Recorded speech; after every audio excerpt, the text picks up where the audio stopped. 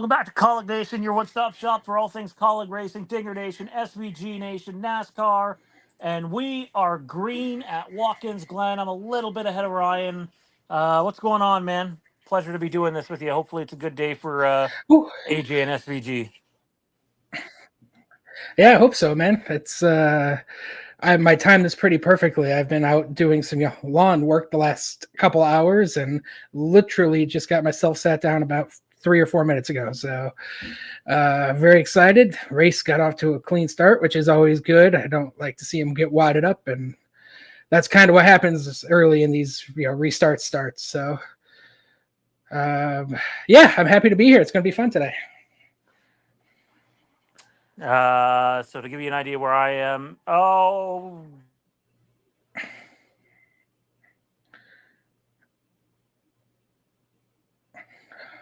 Kyle Busch for a spin. Oh, I talked too early, didn't I, about not getting through lap one? yeah, I don't know how we're still green. There's debris all over the track. They There's still no haven't way they're thrown. going to have to. They're Oh, still Hamlin's involved. yeah. Wow. They, Wow. they're going to have to throw. Wow. Devastating lap one wreck. Oh, he's Hamlin broke. looks like there's something might be broke. Toe Same with link. Toe Blaney. link's absolutely broke. Holy crap. What happened there? I was just about to make the comment of SVG maintains P3 going through the bus stop, AJ up to P5, and then all hell breaks loose. I just saw out of the back, kind of the very back of the shot, Kyle Busch went for a spin. I'm guessing he got turned. You know what? I think he turned on his own. I'm going to have to see it again, man, but it looked like he did exactly what he did in practice. It did stack up, but let's see. Ryan Preece took a lot of damage.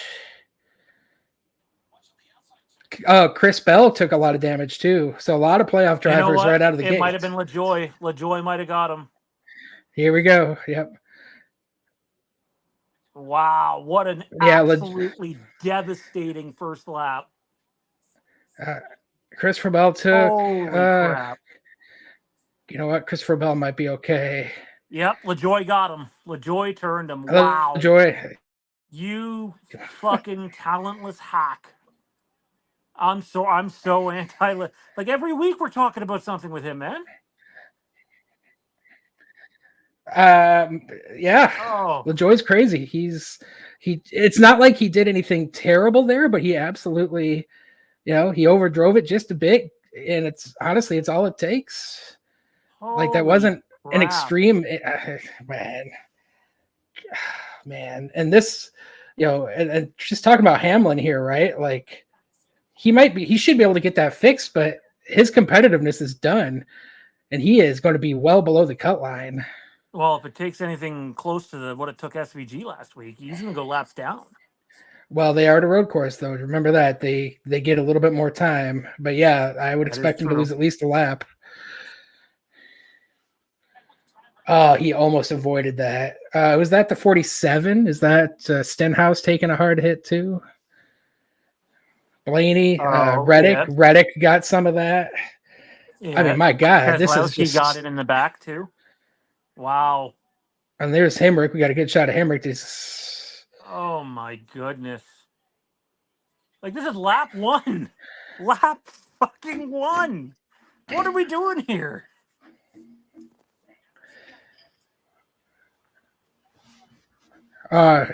Yeah, just listening to Jeff talk of, obviously this is not anything, these drivers could do right in this instant, but they all qualified mid-pack or worse, right? You're back in the weeds with a Corey LaJoy, and when you're back there with drivers like that, you are very susceptible to this exact incident right here.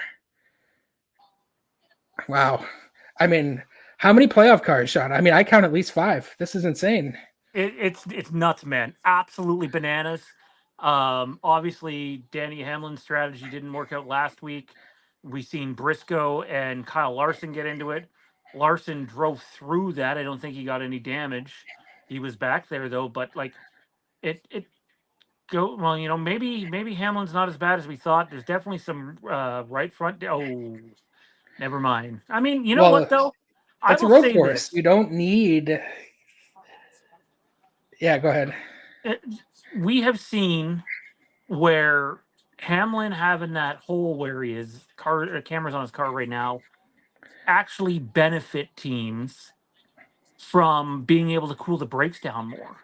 That's Yeah, and honestly, this is a track where downforce doesn't mean. I mean, of the road courses, downforce probably means the most here compared to the rest, but it's not killer to have that big giant hole there.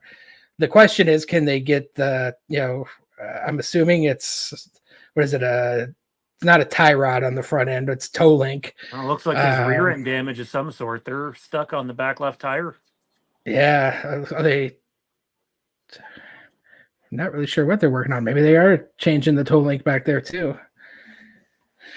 But either way, his issue is assuming they're going to get this fixed. Will he have a straight wheel? Will he be able to? You know, they're they're cutting something. That's bad. Yeah, there's no good spin I can put for Denny on this. He's gonna have a miserable day. Well, when we're under caution, just like to remind everybody to like, comment, turn notifications to all to keep up with all our content. I know for a good chunk of our subscribers, like 75% of them, this is an ungodly early time for them to have a race on a Monday. Um, but yeah, this is wild, dude. Between you know Atlanta, which seen some weird things happen, devastation on lap one of Watkins Glen, and guess what? Bristol's next weekend. So, um, we might be taking those playoff picks we made during last week's stream and throwing them out the window. Yeah, absolutely. And if they have even were anywhere close to the same tire fall off as they had in the spring at this Bristol, next week's going to be an insane wild card. Tires are getting blistered left and right. They could, so this first round is absolutely insane.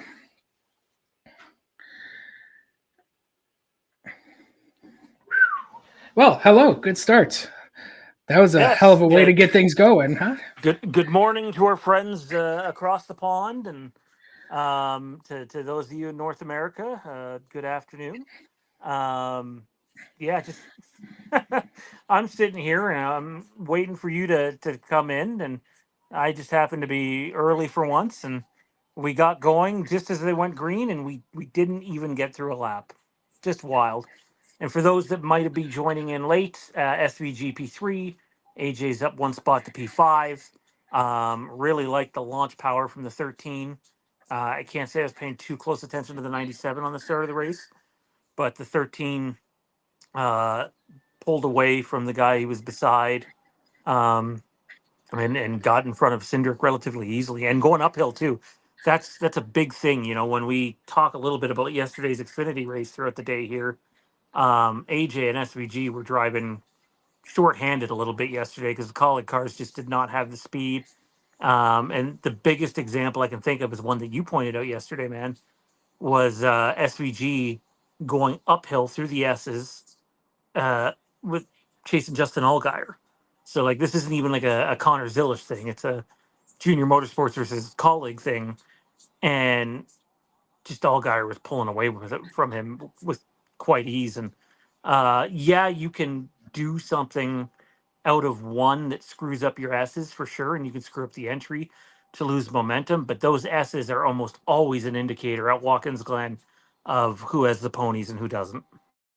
Yeah, I didn't quite realize how uphill those S's were, but they are just pretty distinctly, graded up the hill. And yeah, I mean, they had the in-car on SVG a couple times yesterday, and he was better than Justin Allgaier there, and I think that was stage one. It was pretty early in the race, and he was able to get off the corner better than Justin, and he could get his nose in there. But the second they started accelerating, down that long back stretch into the S's, I mean, it didn't matter how good of a run SVG was getting. Allgaier just slowly pulled away from him, and that's really hard to overcome. Even when you're doing the right things, whether it's rear grip, lateral grip, it's something those Junior Motorsports cars have that Kaulig does not, that allows them to just be, I don't know, not much, but enough faster than us. AJ was saying it was lateral grip yesterday, and that it was very easy to tell when he would run around Allgaier or Zilish that they had just a massive amount more grip than the Kaulig cars. And yeah, so just we're going to dive in, a little bit later on today to what I think some just rather ridiculous takes on the end of that race yesterday. Um, with the AJ, SVG, Chandler Smith, Sheldon Creed. There was another car in there with them. Sam Mayer. Sam Mayer was the other one, yeah. Sean predicted a dip with SVG with the changing crew chief. Well, first of all, good morning, Gravy. I believe you're one of the listeners from across the pond. Sure, it's bright and early where you are. Yeah, morning from Australia. I wish I could sit here and blame that on Kevin Walter, but I can't. I can't. Like you could have the best crew chief in the world, and those cars are just lacking power. And it's not as extreme as now. They don't race Road America anymore in NASCAR, but Road America had that massive uphill at the on the front stretch where you could really tell who had the power under the hood and who didn't. And Watkins Glen, the only true indicator of that is up through the S's. And the problem with that is that backstretch there, once you get through the S's going into the bus stop, it gives the car with more horsepower way more momentum going down to the bus stop. And then guys like AJ and SVG would have to do the catching up through the bus stop and, through the carousel and down through turn one, which is great. But then when you give it all away in the S's and the backstretch, it's a really big uphill battle. And this is why we've been trying to, hammer on the, hey, we love AJ, we love SVG. I don't think Ryan and I have, disastrously bad takes on the end of that race like some people have. But they are driving shorthanded compared to some top tier teams. And hey, if Kyle Larson gets out front today, you're going to see it. I guarantee you that 5 car and the 24 car, maybe even the 48 car, will be much better up to the S's in the backstretch than the 13, the 97, the 1, the 99. And like, it doesn't change with SVG going to Trackhouse next year. Trackhouse, as Ryan and I've talked about over the weeks, is been a step back this year. So it's something I've seen a lot of comments on, whether it's our social media man or just X in general. The post that I made yesterday on YouTube, where it's like, well, if SVG had a good car, he would have dominated from start to end. Maybe, certainly possible, but this is what you got to get used to, because SVG, it does not drive for Rick Hendrick. He does not drive for Joe Gibbs or 2311 or any of those teams. And it's just something you're going to have to get used to, unfortunately. And I literally just watched debris fly off Denny Hamlin's car as they make their pace laps around. Yeah, and listen, NASCAR has done a really good job, especially in the engine area, to have the engine manufacturers are all well within a very tight box.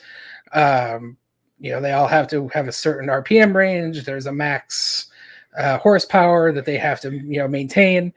But there's definitely no doubt that there are differences in the horsepower, and unfortunately, I would say, and also Hendrick and ECR have more or less merged their engine departments, but there is a little bit of difference. And some of the other cars, like the TRD cars in particular, I think have the best horsepower. But it's one of those deals where in a car that's not Hendrick or Gibbs, you're going to really notice a little bit of difference. And I think something's broken on the 13. Okay. Yeah, something happened there. I don't know what's going on.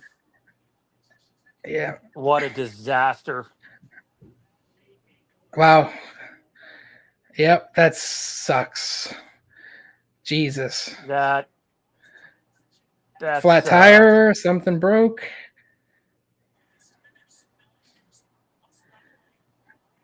I don't know. There goes all that track position. To say he Something got into broke. one a little funny. I mentioned that I thought Denny Hamlin had debris on the track.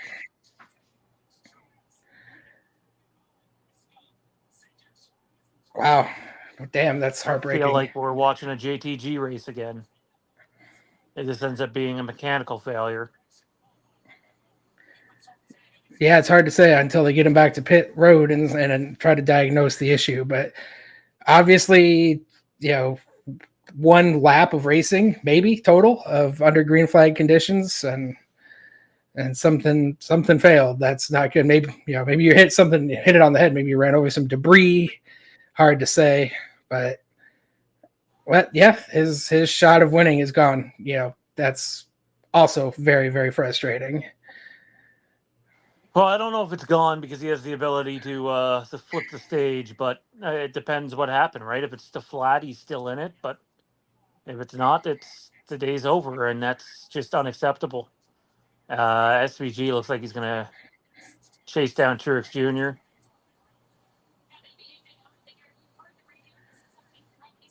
Oh yeah, he's definitely the 16. I will say these Trackhouse cars, and that I will include the 16.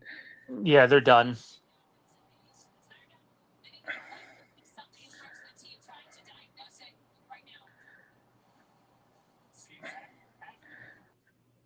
They're gonna go lap down, just utterly. What a They're going to take him behind the wall. It looks like.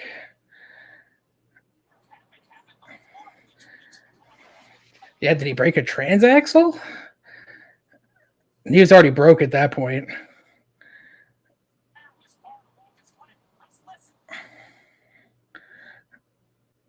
Yeah, something absolutely happened as he was going through turn one there.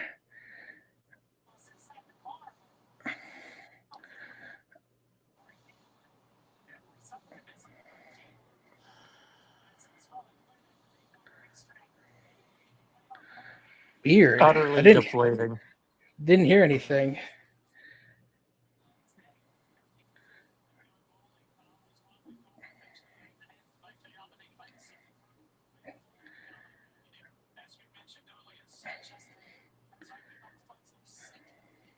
Yep, that hurts. That sucks because I really, really felt like they had a real chance to win the race. AJ's, going back to the Xfinity race versus this race, I expect a lot of tire fall off in this race that we didn't really have as much yesterday. And that, talking about the lack of horsepower, right? That's an area where your driving talent can overcome some of those weaknesses if you Yeah, can, day's done. He went behind the wall. Wow, what a! I'm gonna stick with it because I think SVG has a shot to win today. But I got to tell you, that's utterly deflating, and to happen so early, that's just long before SVG was thought of going NASCAR racing. Let's just say Ryan and I experienced one too many of these races with another team with AJ, and it certainly looked like something broke before the car got into the back of him. And yeah, he broke going into turn ones. Whatever it was, whenever it broke, it was turn one. So that's unfortunate, man. Gremlins bite you, especially when you bring a third car to the track. It's just one of those deals. You can't, not excusing it, but yeah, it's just one of those things. they've had many weeks to prepare, and as AJ said yesterday post race with in the interview there, the 16 is essentially a trackhouse car today, so it's not quite the same as preparing three full-time cars. But yeah, that's deflating. And knowing AJ how we know him, that's yeah. I wish I could sit here and say I'm still enthusiastic for this man, but it's going to be a grind. We'll stick with it for SVG, but yeah. Yep, again, it's just mad. It's frustrating because it's a chance to win, right? Like, we don't get many of these opportunities. Failures happen. I mean, we could sit here and bemoan JTG versus Kaulig all we want, but part failures happen. But it's just when we have 7 chances a year to get a dub, and 4 laps in, his day's done. That definitely hurts. Definitely hurts. But SVG is still in this race. He's definitely got a fast race car, and he's got a chance to, I think, kind of stamp his own legacy here today if he can go out and put a show on. So that's definitely something I'm excited about. Although, what I would like to do,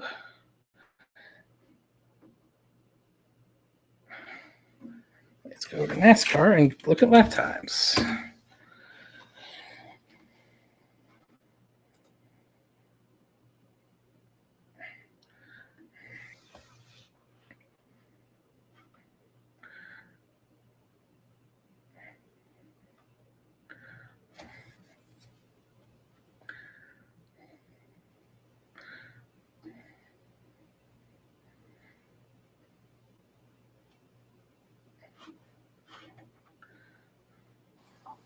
SVG was P3 last time around the track. Only McDowell and Suarez were better.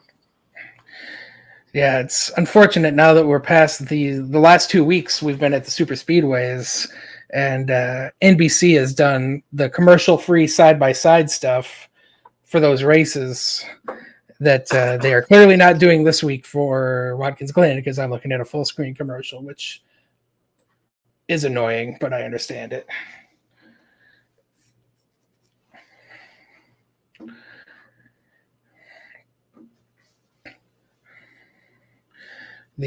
I'm really curious to see what the tire fall off is going to look like over the course of this run, because I really do think that's going to start separating some of these guys from the rest of the pack.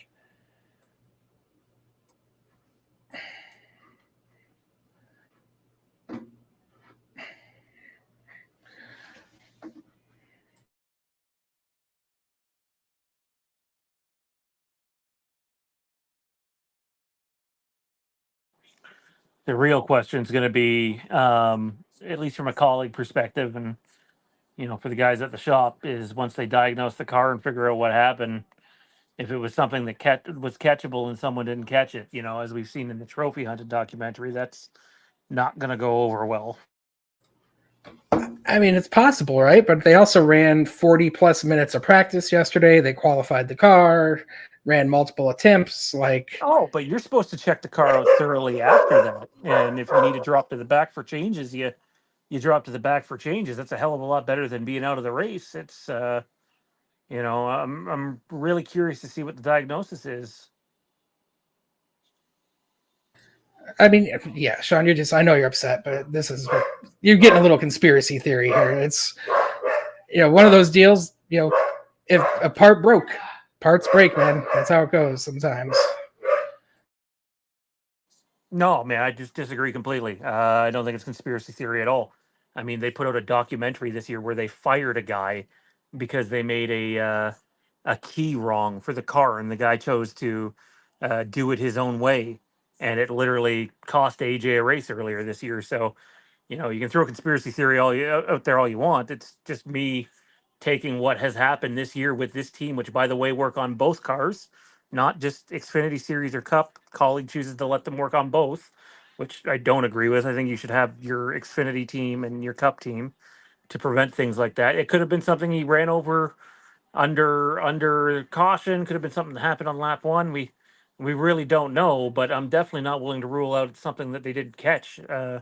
Need to hear more than that before ruling that out.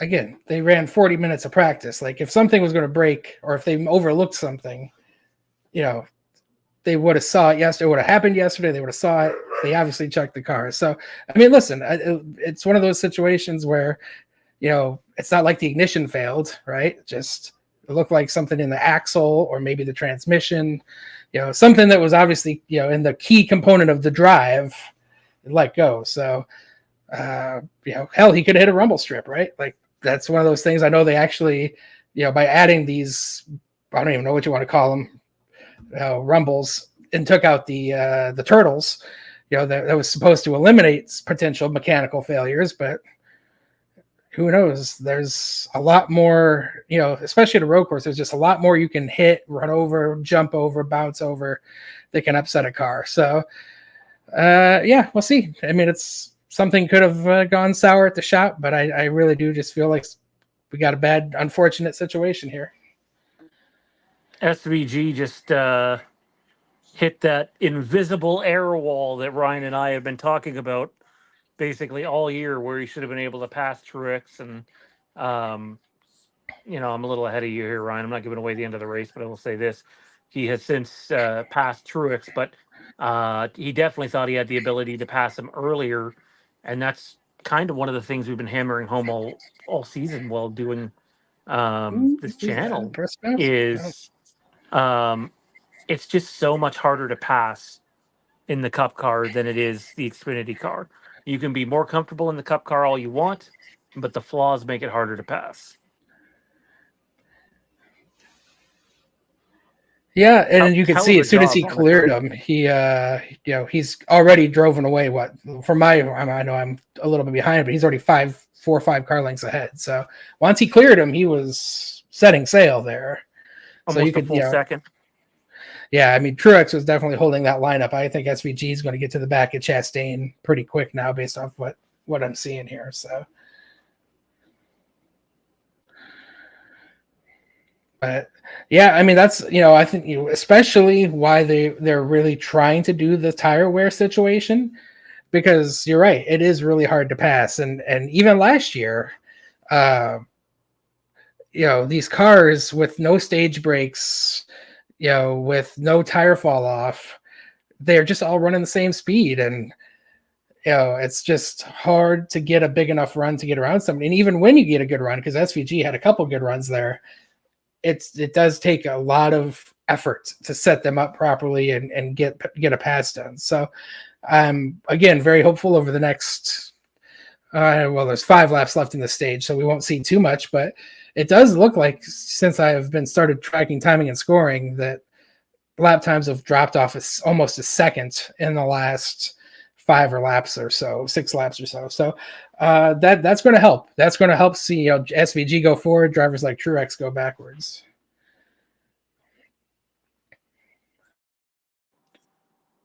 Yeah, basically everybody but SVG and Chastain and believe it or not, Zane Smith and Michael McDowell have fallen off significantly. Those 4 guys have only lost about a half of a second, where the others have lost about a full second.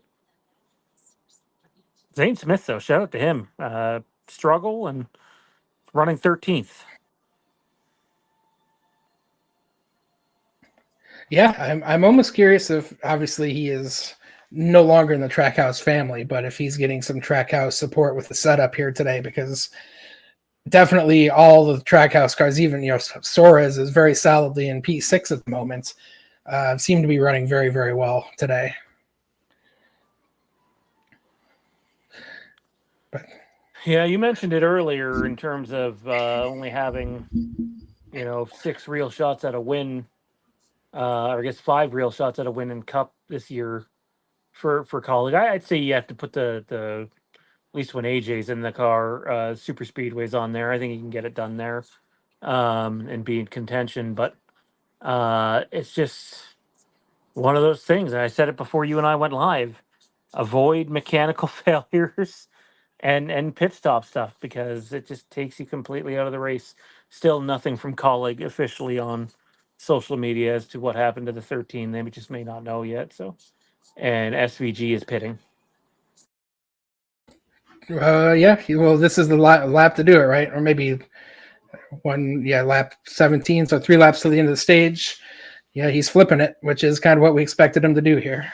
If it's a decent pit stop, they should come out first place for start of stage 2, unless someone doesn't pit at all. I could see Chastain coming in next lap as well, since he's not in the playoffs. He's got nothing to lose. He's racing for a win here. I don't think he can. I think the pits will be closed. Well, you have coming to the 2 to go. So if, as the leader, he can hit pit lane before the 2 to goes. All right, 11.3. His stop is faster than Logano. You take that and run. Yeah, they need a Wow, look at good that. pit road day. The whole fucking field. That's amazing. Basically, everybody but a playoff car came into pit road here, it looks like. Well, Willie B is a playoff driver. I see him. Logano, Keselowski, a couple of them anyway. But Yeah, he's coming. yeah, I figured Now, he how would. his pit stop is going to determine if he can hold on to that. Oh, a bunch of other guys are not coming though. Yeah, well, Interesting. all the playoff guys, I think, are most of the playoff guys will probably stay out here. Listen, he had a 3-second lead, right? That's the, and you mentioned this before, that pitting under green, you have a little bit more of a buffer, even if you have a slower pit stop, to maintain your position. And because he had a good 2.5, 3-second lead there on SVG, he should be able to come out ahead of him. But we will see how that plays out. That's 10.8 for Chastain. That's a good spot. That's a good stop.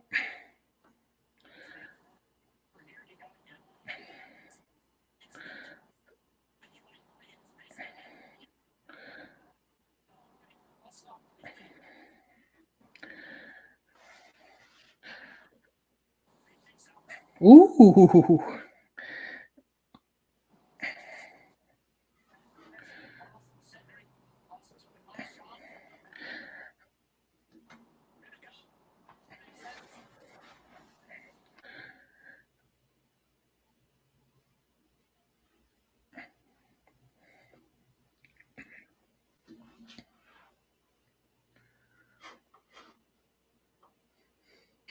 Greg says, "Let's go SVG, go bowling if you like gutter balls."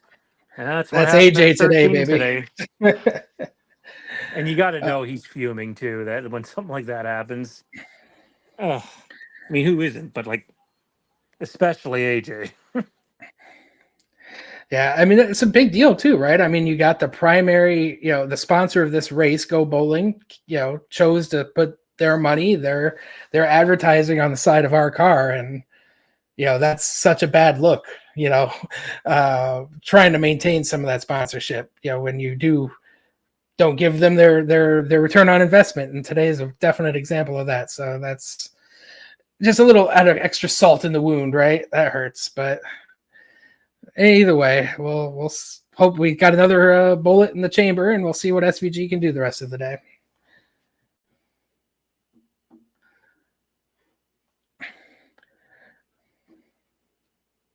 And then I see Greg mentioned SVG has 2 laps to get back into the top 10. I don't think you're going to see a lot of those drivers push too hard. Yeah, don't burn up the tires. Yeah, Screw the exactly. top Don't burn up the 10s. tires. Yeah. He ain't running for points.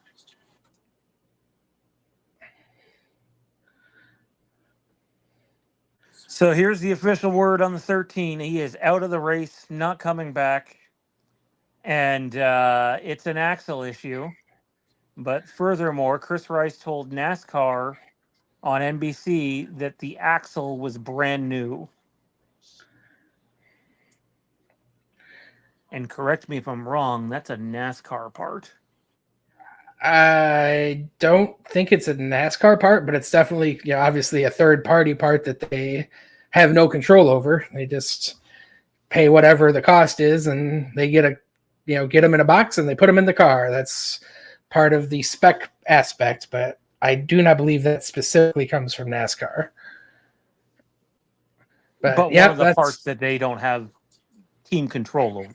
Yeah, well, that's most of the car, unfortunately. But yeah, they do not have control over that. So yeah, that's just one of those. Like, how often do axles break? I mean, axles of tough sons of bitch, man. I've did my own racing back in the day, and axles were hefty pieces. That it takes a whole lot. But again, the transfer, the trans axle, torque going to the rear end. That it's snapped, and that's rare in today's world, especially with these cars. Honestly, man, this car has been out for 3 years now. I do not recall any other issues with axles, so that's super unfortunate. The last one that I could recall was an AJ issue at Sonoma the one year. I believe he was driving a black 47 car running top 3.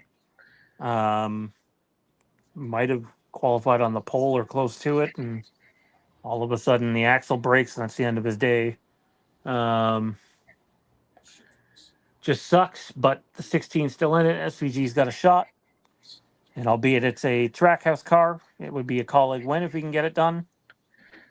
Just got to stay clean and hope there's no other issues. Well, he's clearly got a fast car. He's going to be racing with track position, hopefully all day, unless he makes a mistake. But as we saw yesterday, you could make some mistakes and recover, but it's obviously hard to do. But as long as he can continue to work on the car, right, they should be starting P2 here at stage 2, and have a good chat at it. And that's all you can ask for. Is, obviously we wanted two bullets in our chamber, but luckily we brought 2 really good cars and 2 good drivers, and we'll see what happens. But I feel good about it. I really felt, honestly, I told you before the show started today that I had a better feeling about today than I did yesterday, and that's just because the Kaulig Cup cars have been really, really good at road courses in this new era. And I feel like they've had better finishes in the Cup cars more recently than they have had in the Xfinity cars. So, and as you said, this is more of a trackhouse car, but I really just feel good about it. I think they can win it. Yeah, I'm not saying Kaulig doesn't do any work on the car, but yeah, AJ confirmed yesterday it's very much a trackhouse car for the most part, but the trackhouse cars seem to be good this weekend, so that helps too.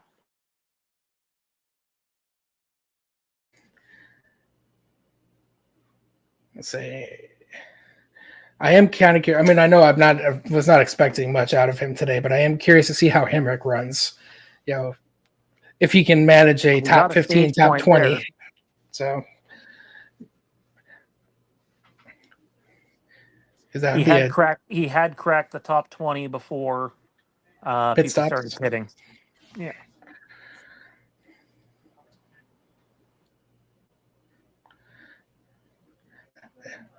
There you go, Seth.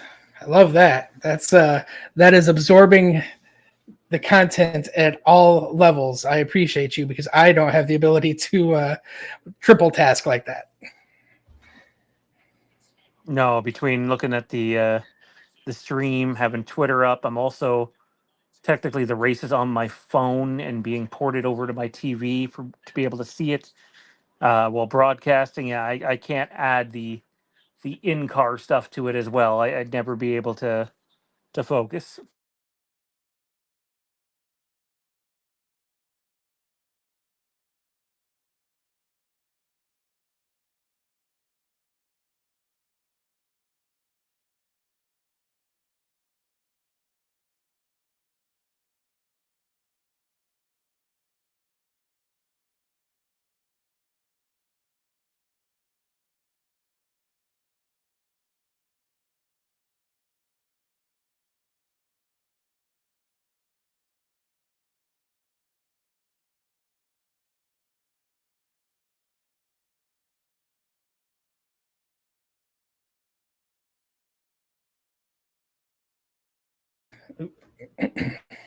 Well, I can tell you, I am pushing the limits of my Wi-Fi by doing all the things I'm doing at the moment.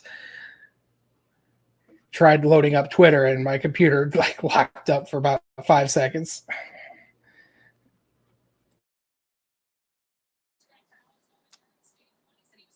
Boy, you never want to put too much pressure on one guy to get a win, but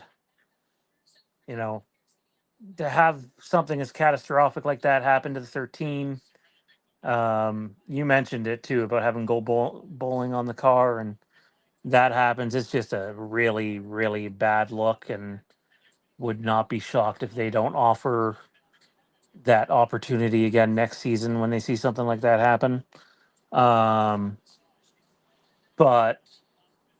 an SVG win would definitely help heal things for sure. But we're a long ways away from that. But he's in good position so far. Stage 1 is almost as good as you could want, and if he can have a similar stage 2 to set himself up for, the money stage, that'd be good. I wouldn't take any super unneeded risks yet at this point. I would sit here and say it's a long race, and we do have a lot of racing left today, but the Xfinity cars ran the exact same length as the Cup races today, so run a solid race, keep it clean as you said through stage 2, and then go for the gold in stage 3. But I know they clicked off 20 laps there pretty quick. I think this race is actually going to move right on along, so you really cannot afford mistakes here the rest of the way. And that was with a fairly significant wreck that caused some damage and took out a playoff car too on lap 1. No, Chevy, he is done for the day. An issue that happened without contact and just deflating.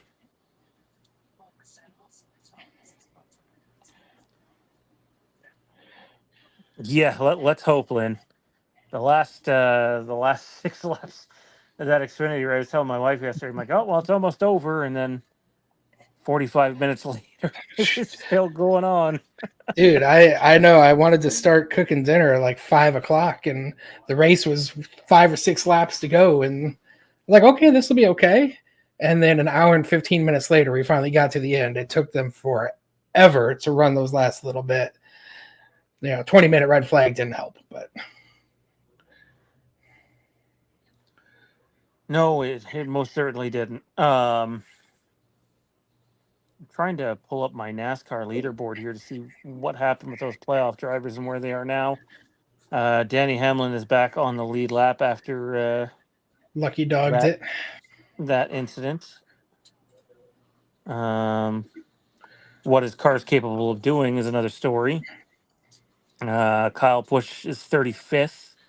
Not a playoff car, though. Ryan Blaney is out. Christopher Bell's in 22nd. Not sure how his damage is. And then I look at how we're going to. So, did Bowman not pit at all? No, he did. Okay. Oh, he's got to be back there with Truex and Bell.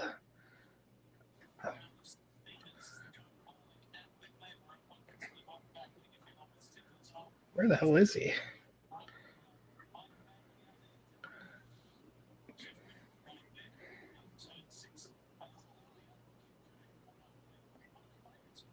Where the hell is he? I actually don't see him on the leaderboard.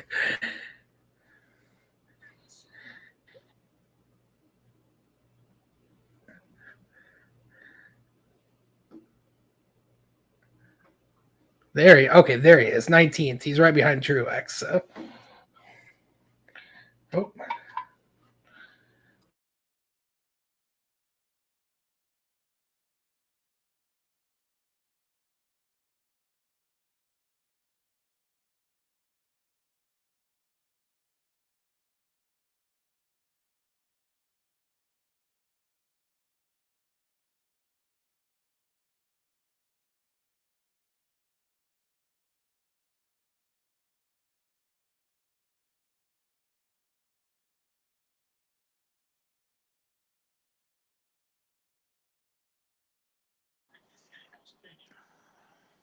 Let me know when he's done talking for you. He just finished for me.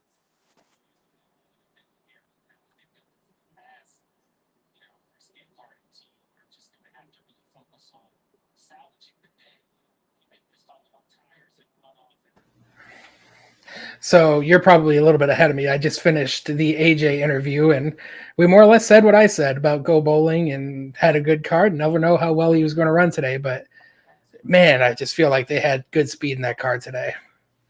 Yeah, for sure. And he also mentioned that it's more than just the transaxle, too. So something catastrophic happened, and I'm sure if we don't hear anything from them during this race, by the time Chris Rice's Wednesday Sirius XM hit comes out, I'm sure he will be asked about it and talk about it. And they showed him standing there. He looked pretty pissed off, and obviously so. And it's like you said, man. You hit the nail on the head. It's a bad look for a sponsor that you just went out and got, and I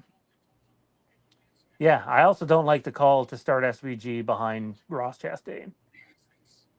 That Yeah, feels a that's an little interesting too. one.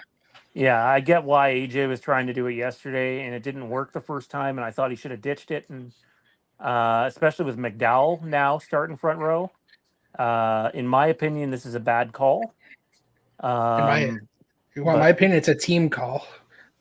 yeah, Trackhouse working Trackhouse together team here. call. Yeah, Trackhouse team call. Yeah. That's what I sniff here is that they're going to try to work together to, he's going to push him as far as he can into one, and they're both going to try to clear. But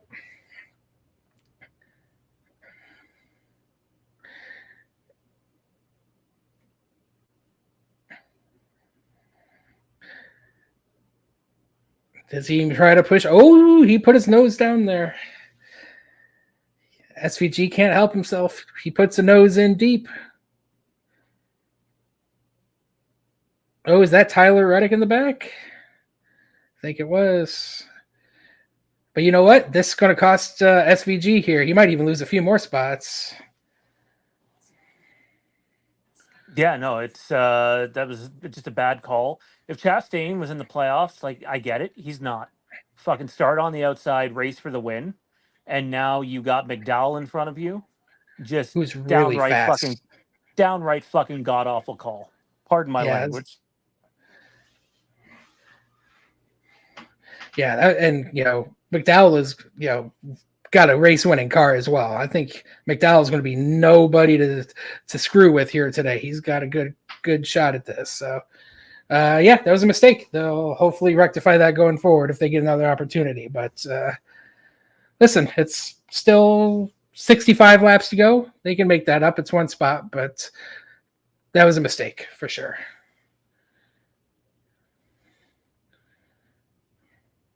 And as far as like the Trackhouse thing comes, like here goes. Don't get me wrong here. Our channel's Kaulig Nation. We're going to continue to do SVG coverage deep into next year, obviously, and so on, because we like them. But that's a Kaulig car at the end of the day. Don't be fucking making Trackhouse calls.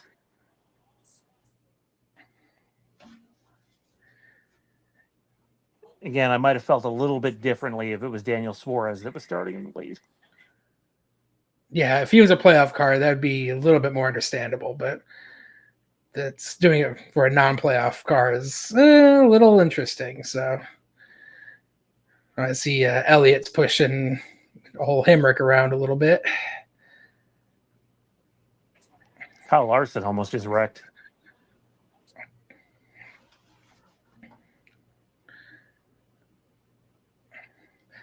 Oh, they are all over the place. This is actually, I'm actually very much enjoying this back of the pack racing here because kind of, mixed bag of good cars racing with bad cars, trying to get around them. And we touched on it earlier. Was it Reddick? It was Reddick. Reddick got spun. Yep. So he's now had a bad day. Oh, somebody, Suarez too. Oh yeah, just bowling pins, and somebody hit Suarez, and Suarez hit him, and just turn one madness. Is that Briscoe, Cindric, Zane Smith? Maybe that was Briscoe into Cindric there.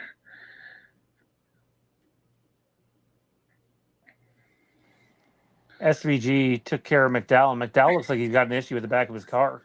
Another issue. I'm still in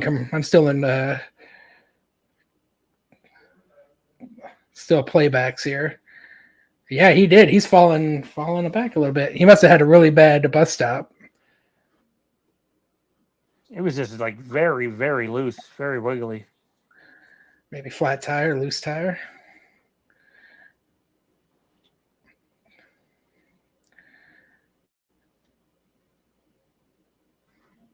Ooh, is that Zane Smith in top 5? How about that? Right. Good for him.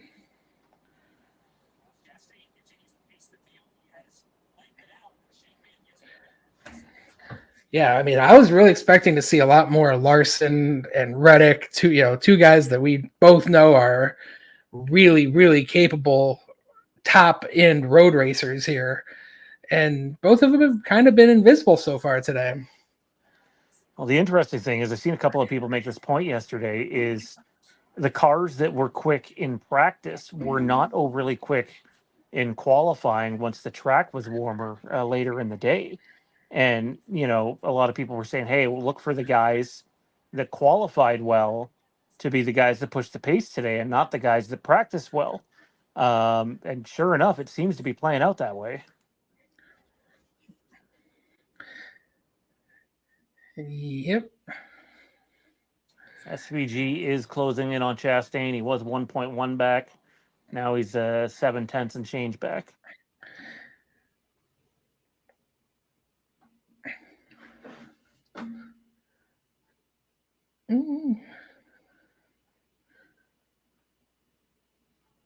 Yeah, Shane was 3/10 faster than the leader there that lap.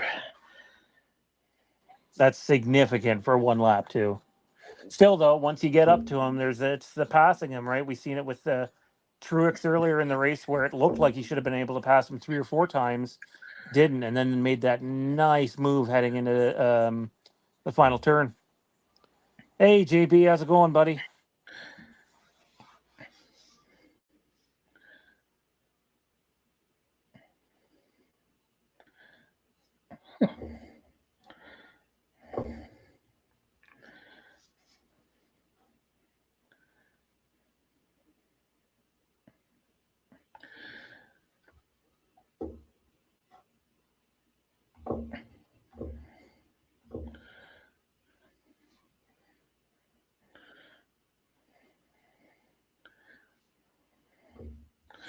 I really don't like these commercials, Sean. It sucks. I can't. Don't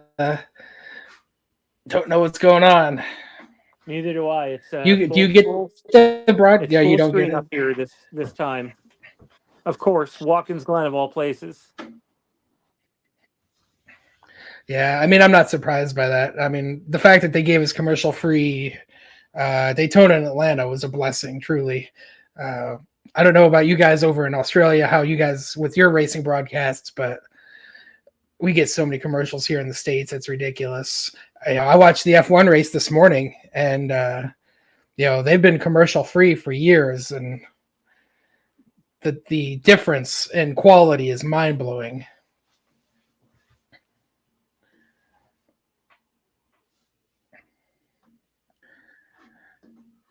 Yeah, it's a good idea. Let's see if I can.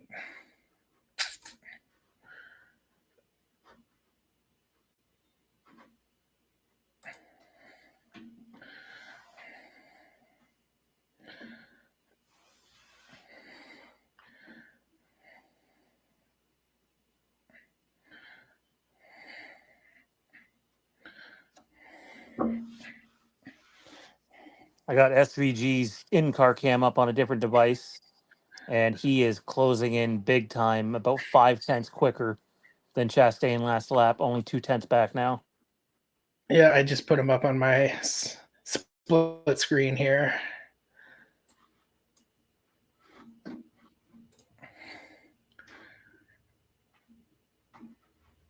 Okay, where did the camera go? Oh, I did just have it. Where'd it go?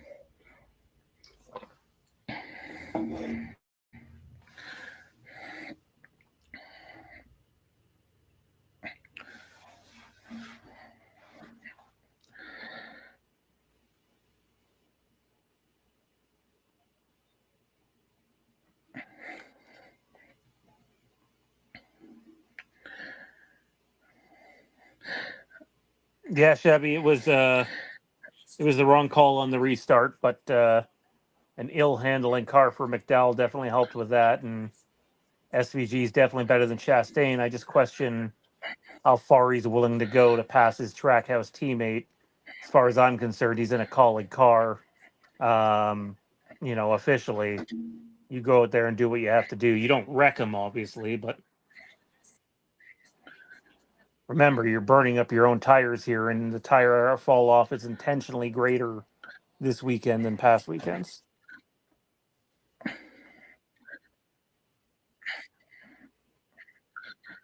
Yeah, I will say this: yeah, I definitely see SVG seems to be better in most corners at this point. I don't see a spot where Chastain's noticeably better. So while I do have concerns about the tire wear and the tire fall off, I think he's doing a better job of conserving his tires than Chastain, who's clearly fighting to hold him back. McDowell is very clearly holding up all the cars behind him, too.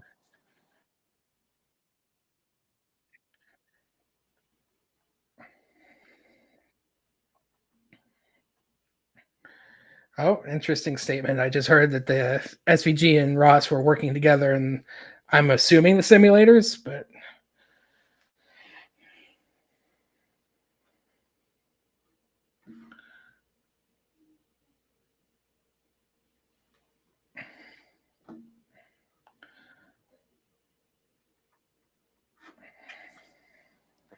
And this is where you got to be diligent here to make a pass. I don't think you can allow Chastain to have freebies because there's the air window that we've talked about where it just seems like you pull outside of a car and you just die down. I just watched it happen not once but twice with SVG.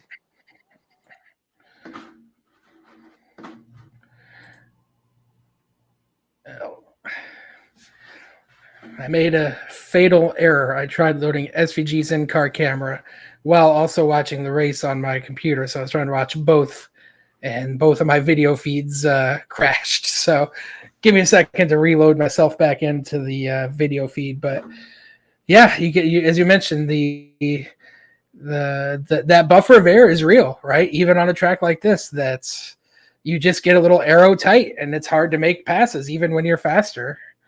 We've seen it with And AJ like trying Logano to chase here down. We've seen it with AJ trying to chase down Larson, and Logano is clearly better than McDowell, and McDowell is Logano, I think, is going to run out of patience here. Like McDowell is holding up, yeah. 5 or 6 cars. Yeah, that's Logano is a bull in a china shop, right? Like he's going to eventually just push him out of the way if he has to do so. And I don't know if you mentioned to Seth, but the tires are falling off. They've definitely got anywhere, but at least in these 15, 20 lap runs that we've seen to this point, second and a half to 2 seconds of fall off. But, the one thing to consider is, sure, it's falling off for the car in front, but it's also falling off on your car too. So even with tire fall off, they're still running very similar speeds.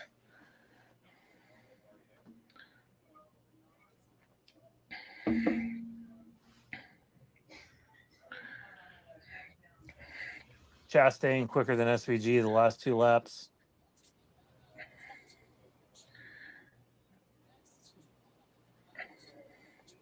SVG had cut the lead down to about 2/10, and now it's sitting around 7 or 8. And yeah, most of the field is running 75-second lap times, while SVG and Chastain are still clicking off high 73s.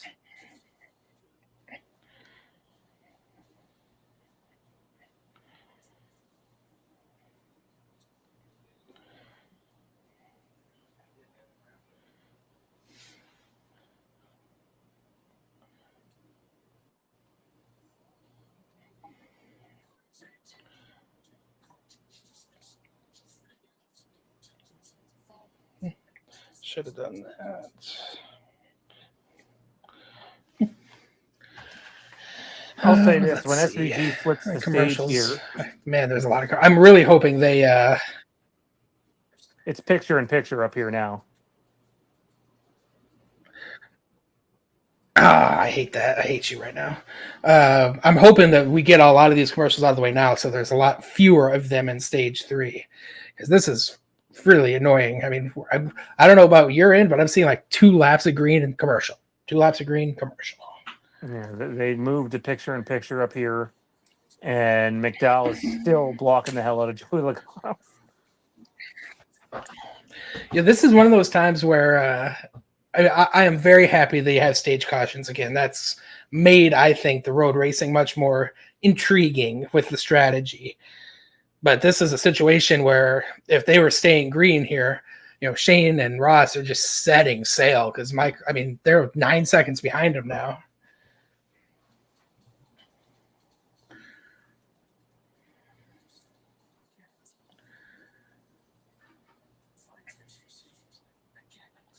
Yeah, Lynn, you're absolutely right. My leaderboard has him at 8.6, but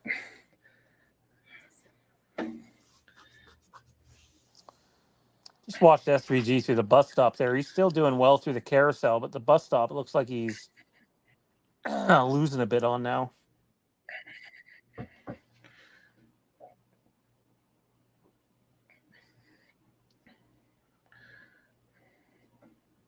if anybody's listening to SVG's radio, any reports on handling?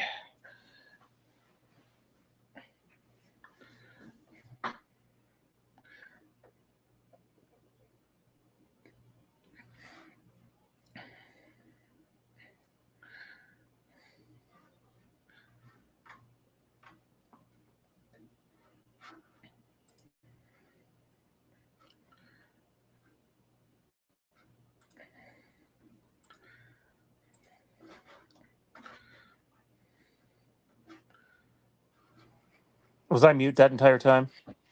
You must have been, because I just now am hearing your voice. Yeah, so SVG said his car is really, really good, but it got really tight when he caught Chastain, and that's exactly what it does.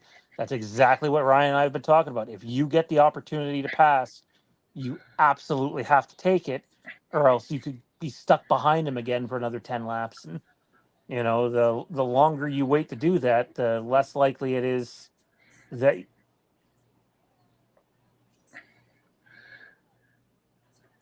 Yeah, well, let's see. Do you think both of them are coming this whole in? race is about to change. Caution. Yep. Oh, brutal. Are they going to throw the yellow before Trackhouse can get back to the pit road? Correct. They did. That's a dick move by the NASCAR. I'm sorry, but that is a bullshit move by NASCAR. They were literally coming out of the last turn, and they threw the yellow. They absolutely should have let them get down pit road before tossing the yellow, man. That's awful. And I have no skin in the game when it comes to Ross or and Trackhouse doings, but that's talk about Trackhouse on Trackhouse crime. It's a Trackhouse car that just fucked the two Trackhouse drivers. So their day's done, man. I don't think they're going to be able to get back to the front. It's over. Yeah, this is pretty devastating. I won't say it's nail in the coffin for an SVG win, but it is damn bad, especially unless you're going to get caution after caution after caution happen. This is really bad. I don't know how many cars pitted before then. At least 15. Just devastating. Between AJ's mechanical failure and listen, this is what but I just want to point out, just kind of on the flip side of a coin, this exact thing happened to Chase Elliott last year at the Roval. AJ was able to get the stage flipped he pitted on lap 3 or 4, and Chase Elliott pushed it to the 2 to go point, and the caution came out right before he got to the yellow or to the commitment line, and his day was done. It obviously can work for you and against you, but I do not like pushing that limit, knowing that a caution could ruin your day. And I'm sure some people are going to be like, well, you'll just drive back through the field. And he will be able to drive through some of the field. But it's not like, if you were watching yesterday's race, throw that out the window, it ain't happening. That's not how these Cup cars work.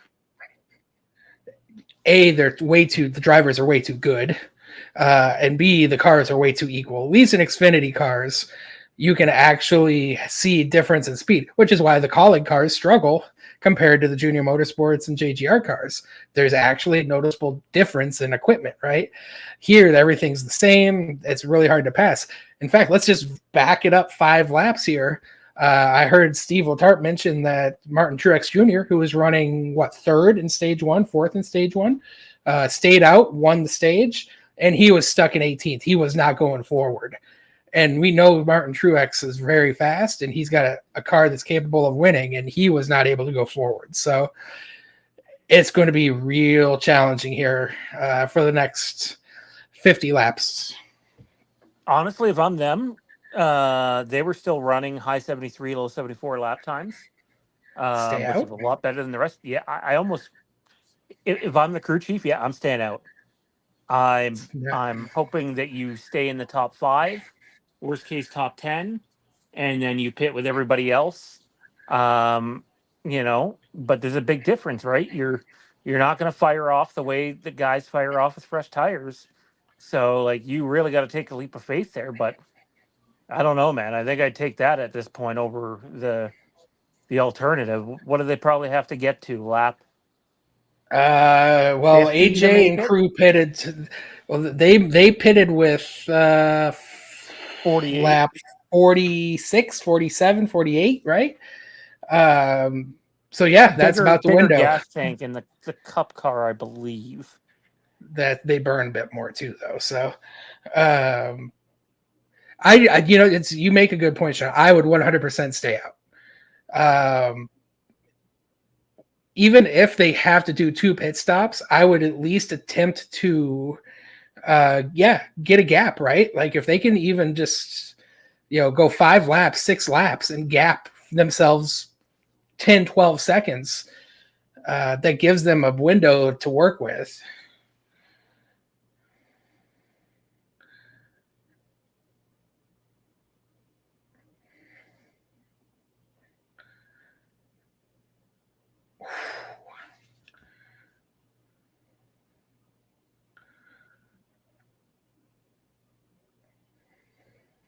Sounds like they're gonna consider staying out. I don't see how they have much of another choice, to be honest. Yeah, I mean they're saying exactly what we were saying. So Sean, A+ for you on that call because that's absolutely, I think, the right play here. It's just And yeah, it's a brutal thing to have happen, brutal luck, and like that's one of those things where like I feel like our audience sometimes thinks we're being too harsh, but it is fucking hard to win in NASCAR when shit like that happens. And as Ryan pointed out, like NASCAR absolutely could have waited 10 more seconds before throwing that yellow, that was and bullshit. they didn't. And like I'm sorry, just NASCAR and V8 supercars are not the same thing. There's a NASCAR system that often doesn't work in your favor, and they're driving a flawed race car that's very hard to pass in. And we'll see what happens. I think cars are going to try to roughhouse SVG here. I do wonder how many other guys choose to stay out though because of what happened. They're not the only guys that got fucked by that. I'm looking at Joey Logano, Ty Gibbs, William Byron, Harrison Burton, Chase Briscoe, Alex Bowman. All those guys might stay out. Yeah, and that's what you're banking on, right? For this, we are now in alternate strategy mode here, and we are now hoping that as many of these cars that did not pit yet will stay out with you because that's the buffer you need to build between the cars that do have fresh tires. And that's a strategy that could work if they can stretch this gas for another 10, 15 laps. They have a shot to do this on one more stop. And it might not be the fastest strategy, but again, track position just means so much.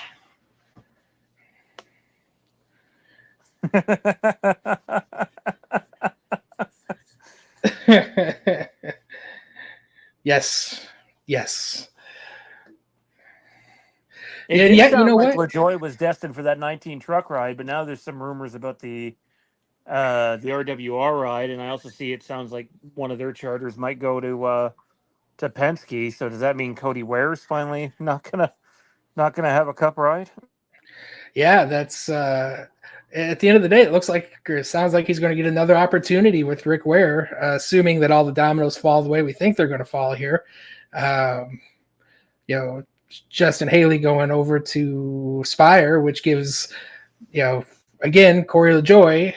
I'm sure he's not going to get paid a ton to be over there, but He's still NASCAR. It's NASCAR salary, even in a Rick Ware car, is going to pay better than going down to the Truck Series. So he will continue to stack his pennies one by one and maybe have $10 to his name at the end of his career here.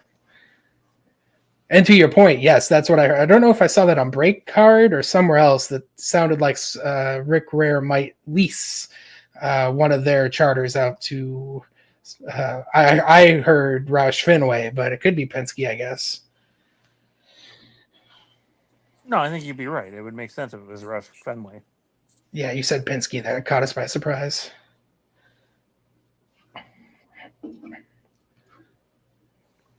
Yes, RFK. Yeah, I'd be shocked if they pit. Honestly, I'm gonna go ahead and call it. If they pit and there's not a bunch of carnage before the end of this race, they are throwing away their chance to win.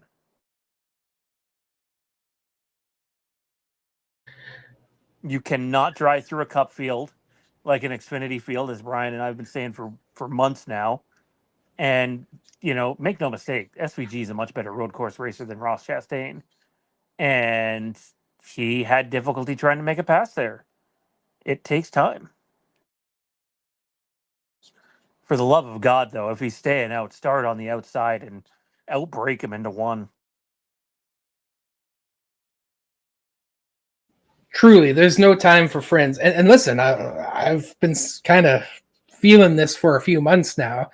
SVG is his own man, right? And while he has teammates, it's been clear that he races for himself. And this is one of those times where he needs to put his little alliance to the side and do what's best for him. And he needs to clear Ross here and try to build a gap. That's the only way this is going to fly. He's got to get the lead and he's got to pull away.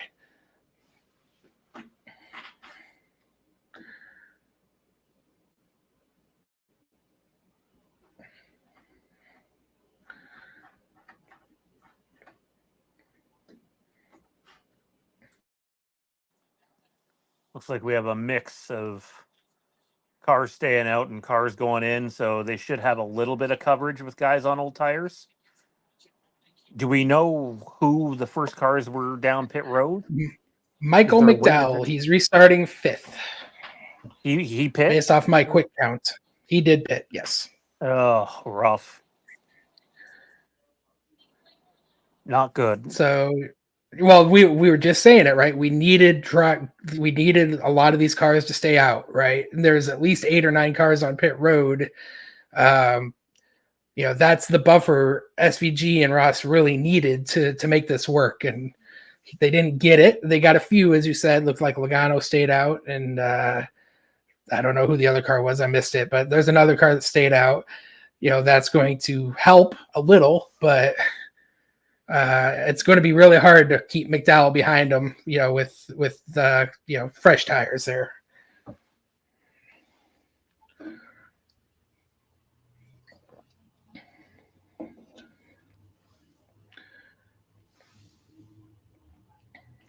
Kyle Larson getting a penalty here? That's what I'm gathering based off this replay.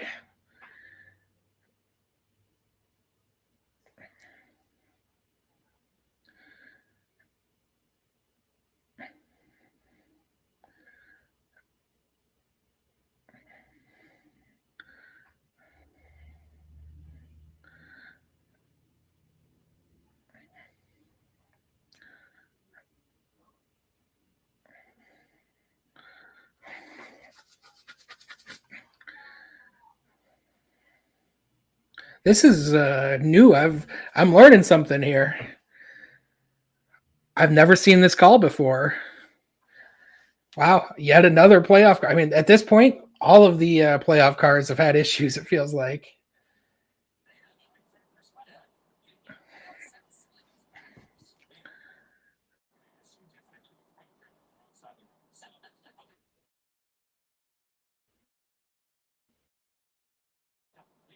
%, Chevy.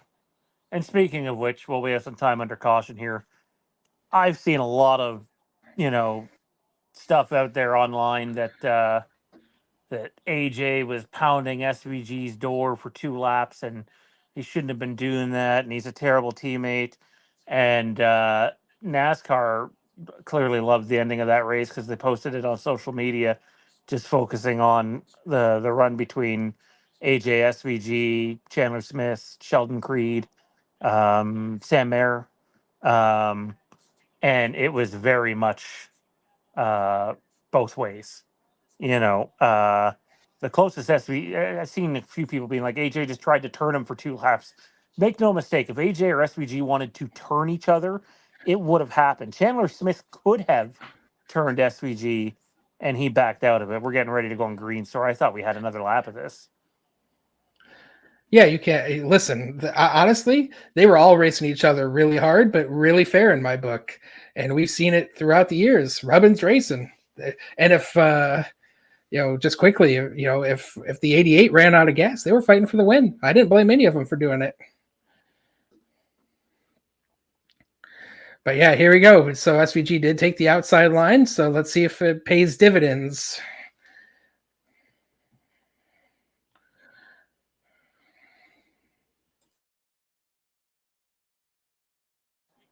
He didn't get a great jump, which is one of the areas where I've said, he's got to improve on his restarts, and it showed there. Chastain blew him away on the restart. It wasn't a bad restart per se, but yeah, he definitely didn't get the best jump there. He almost got wrecked by Briscoe, though. That was very, very close to Briscoe hitting his corner and sending him around. I'm glad that played out cleanly. But listen, now we got a little bit of a buffer. It looks like Logano's going backwards, but Briscoe's in third behind Van Gisbergen. That's going to give them a little bit of space between McDowell and somehow Corey LaJoy is in fifth. Who saw that coming? But Briscoe is a playoff guy too, so I'm hoping he does whatever he humanly can to keep McDowell behind him.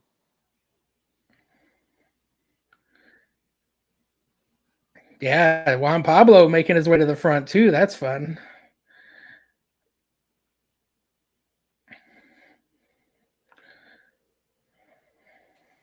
That was almost a brutal wreck.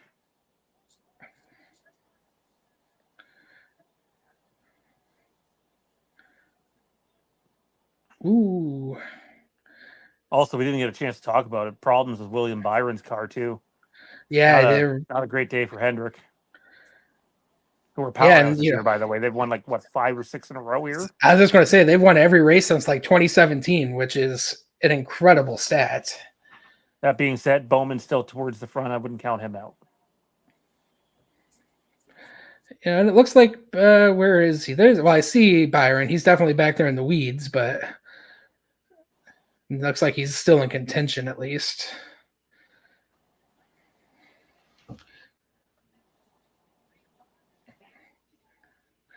But yeah, I mean, this is just so track position dependent. I mean, truly, if they can stretch this another 10 laps, even, man, I think they can make it on one more stop. Fun fact: SVG and Chastain both quicker than McDowell last lap. That's impressive.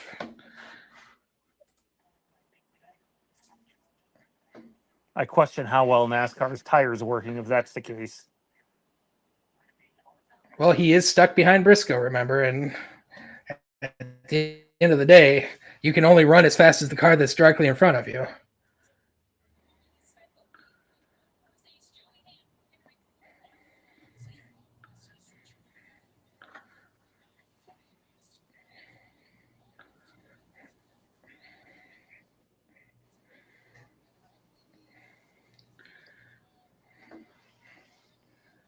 Their lap times are right there with everyone else's right now. The question is, are they going to hit a wall and have massive fall off, significantly sooner than everyone else? And it looks like Lynn says they're going to try to pit around lap 59, which is in more or less 14, 15 laps. If they can keep from hitting a wall here, that should easily get them to the finish. I got to be honest, if they're running first or second, I'm running them as long as I can to be on cycle with everyone else. Yeah, you go until I listen. Like you do race these road courses backwards, and you pit as soon as you hit your window. So whenever that is, that's when they should be coming into pit road. Yeah, I mean, look at that. Larson and Keselowski, wrecking each other for 30th there. And Reddick. I mean, this has just been such a weird race, man. Like, a lot of really good road racers, a lot of really good teams have been just buried deep in this field all day long.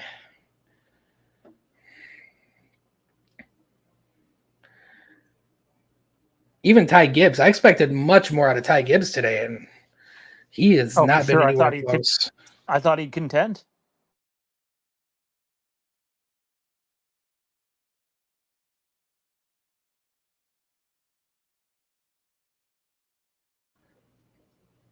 Yeah, here we go. You know what? I don't want to count William Byron out. He is the one driver that's making moves here, driving through the field like it's nobody's business.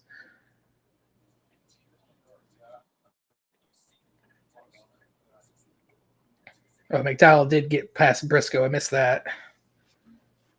Larson's being extra aggressive right now. I got to tell you, if I'm him, like, obviously. Oh, boy. Larson's lost his cool, man. Larson has completely lost his cool. Wow.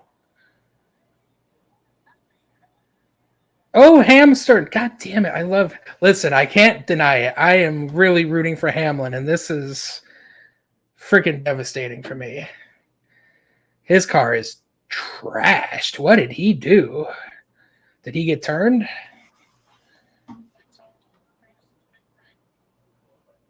Yep, by Keselowski and Larson. Wow. My God. Was he a victim of those two being dickheads? Yep, 100%. You're going to see it.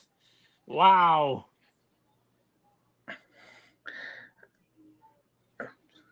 Oh, man. Yeah, he's just a victim there. What the hell? Don't look now, but Denny Hamlin and Kyle Larson are going to be in need. I mean, Kyle Larson's got some time still, and I don't think Danny's going to be able to race with that. But,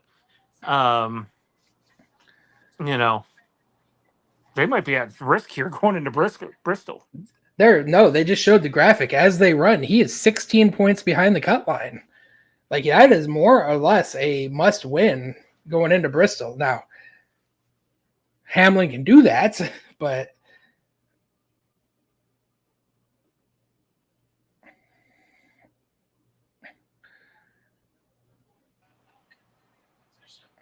I don't think you can pit here if you're SVG.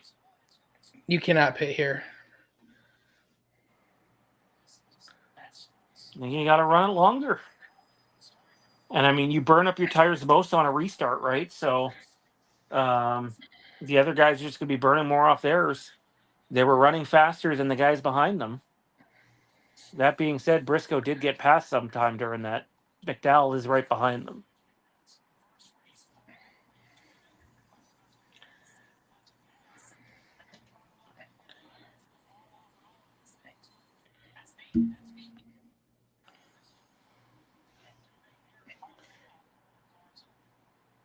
No, you don't come now. You get in the window.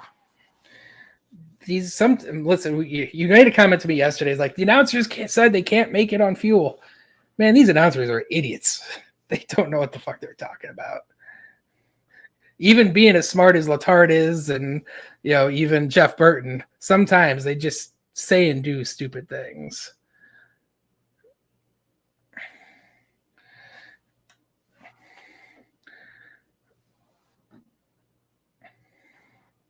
Wow.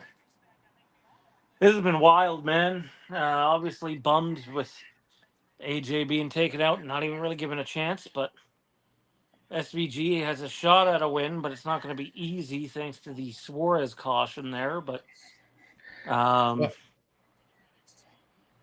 he's really got to beat Chastain on a restart. He needs to launch and only be like a fender behind him. He can't let Chastain get almost a car length ahead going into one again.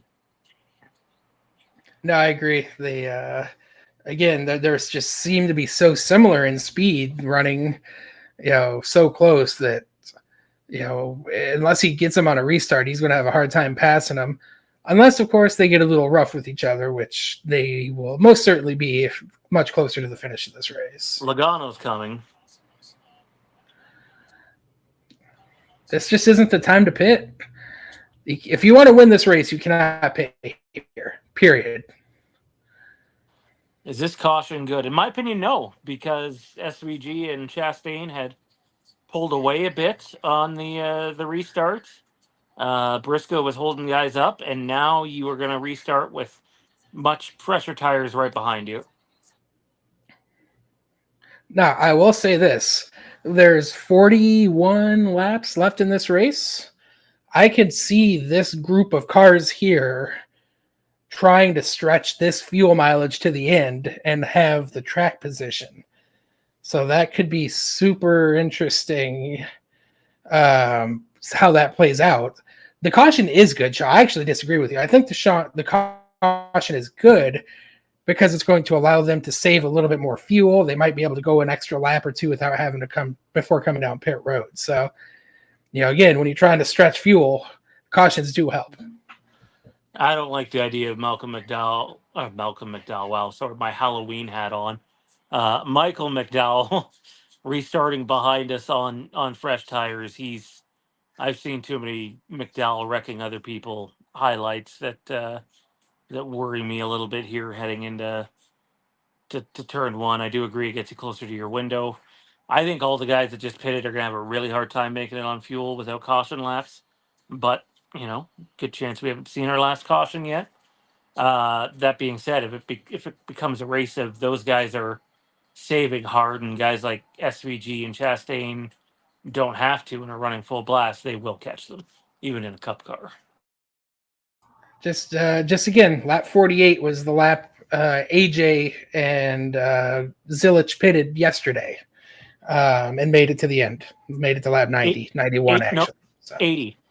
It was only an 80 lap race. It was an 82 lap race, but with green white checkers, they ran 91 laps. That was a lot of green white checkers and a lot of cautions. Like that still might happen again. The point I'm making, Sean, is 48 laps is when they pitted and they made it to lap 91. So this race goes to 90. If they pit, if you pit now, you theoretically can get to lap 90 because we saw it yesterday. Well, that doesn't make me feel any better about SVG's chances then, frankly. So now we also saw that those cars, AJ included, were conserving significantly to make that happen. So I'm not saying that's the right strategy or even the strategy they're going to employ, but he dropped about 3 seconds off of a lap time. Yeah, he fell. Honestly, man, he was there at the right before the caution. He was almost 18 seconds behind the leaders. So he cut it way back. Like he ended up, the last 10 laps, he lost 12 seconds to the leaders. Getting ready for the restart here. Oh, good God, LaJoy starting behind SVG. Dude, to his credit, he's up there and mostly on merit. So we'll see. He's got a good car, obviously.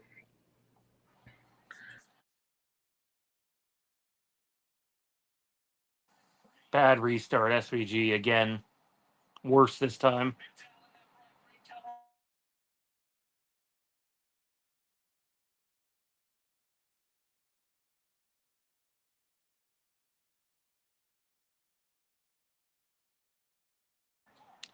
More power going up the hill, though. A lot more power than McDowell's car.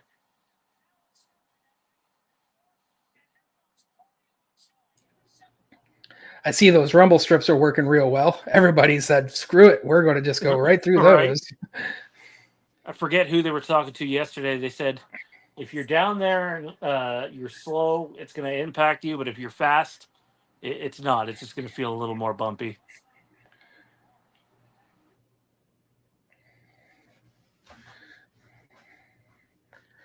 Yeah, that was a nice little power up through the S's there. That was definitely impressive to see. Especially, they just said it, especially on older tires.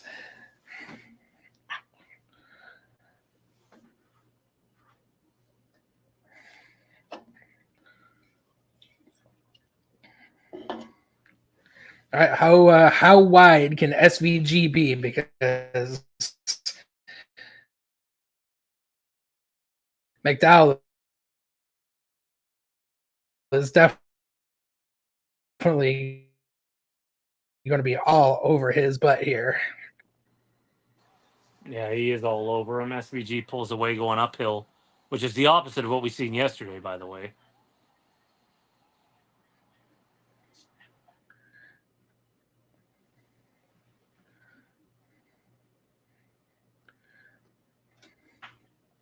Yeah, yeah, we'll see. I mean, SVG had a really good pit stop his first stop. I mean, he was faster. In fact, he was faster than Truex and only a tenth or two slower than Ross. So No, half a second. obviously, He was half a second slower than Ross, and that doesn't include your time in or time into the box and how well you hold your limit.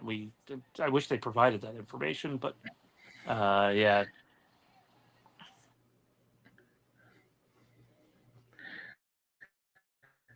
I will say I'm not actually too concerned about SVG in that area. I mean, he More knows worried the about power of an speeding. in lap and an out lap.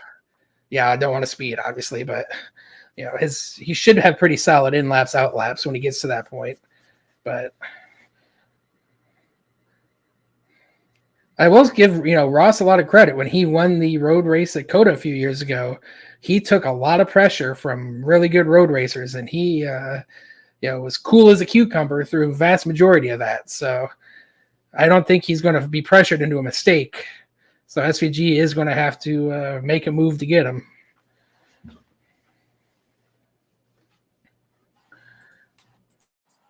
And it's more than likely going to have to not be on a restart because he's just not. Some of them haven't been terrible, but that last one was terrible. It was just a downright bad restart. Um, and those are areas he needs to improve on for sure. And I mean, those are his words too, by the way, not mine. If you look at the analytics and the advanced stats that they have out there, he's definitely weak on restarts. That's the most challenging part of NASCAR is getting not just getting good, but being competitive with. Again, when the Sunday drivers, these cup drivers are all really, really good. So the advantage is so small that even if you're only slightly off, it's enough to make a big difference in your finishing positions.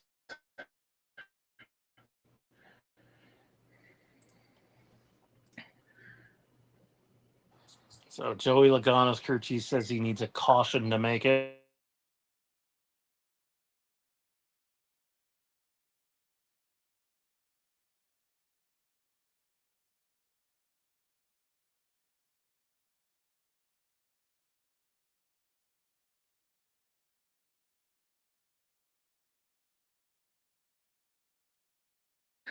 Man, watching these cars snake down that stretch into the bus stop is intense.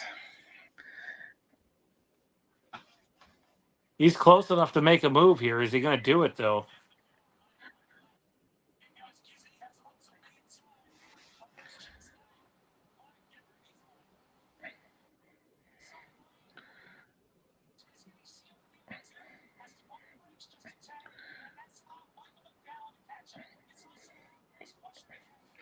Oh, he made it look. I called him Gizzy. I like that. Oh, he gave it to him. Which was a mistake because now the 34 is in closing. Chris Buescher is also a driver that's really good at these road courses. He's definitely in a good striking position. So, the guys running up front are all really good at this. So, any one of these 4 or 5 drivers can win this race.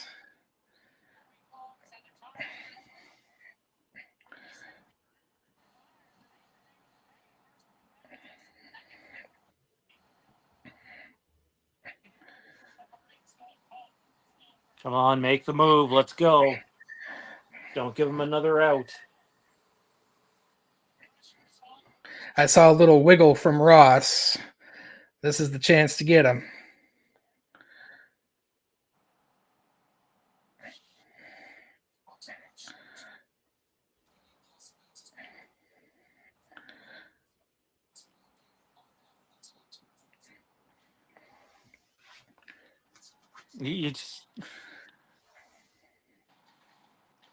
I don't know, man. I didn't see that kind of space And given the commercial 8 break for day me, so that's yesterday. fun. But It's picture in picture. I got the in-car cam up, there's and also 40 laps to go. So, I mean, for sure. But I hope but the that when roughness will push come. comes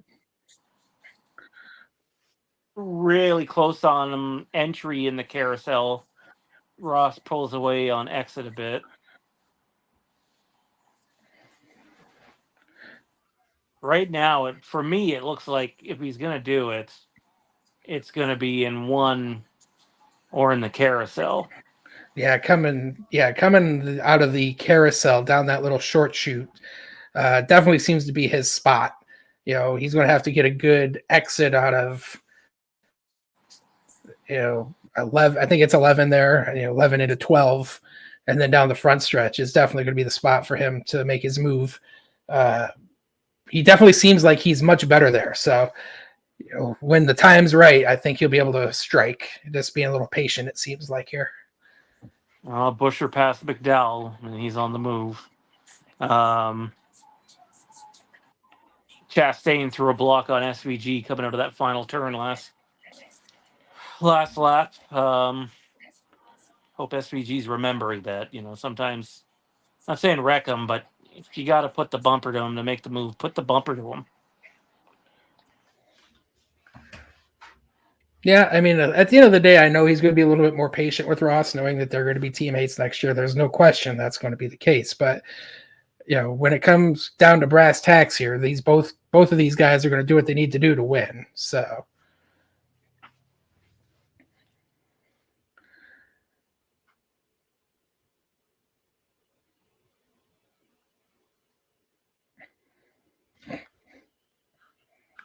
Not good. Here comes Busher. It's all right. I mean, obviously, we don't want to get past here, but Busher's on much better tires. Not surprised that he's making a run. Yeah, Busher passed him relatively easily, too.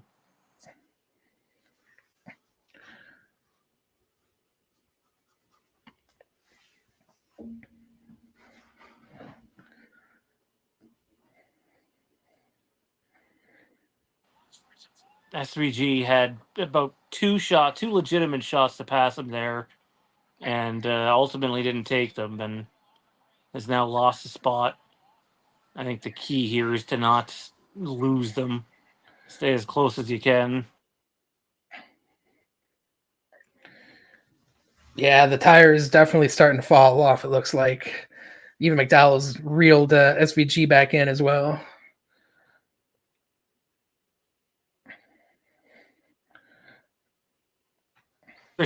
But again, Busher's about 7 or 8 tenths quicker a lap.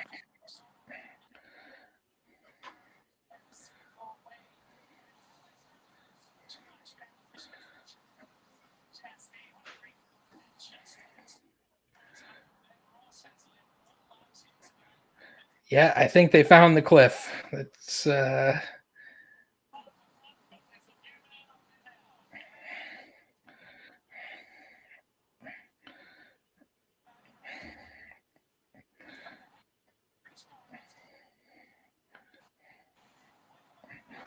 McDowell just passed him. I'd consider coming.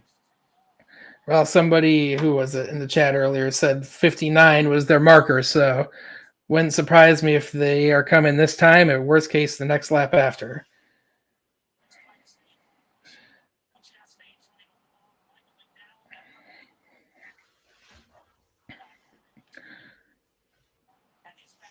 Now, do you think Busher can make it on fuel?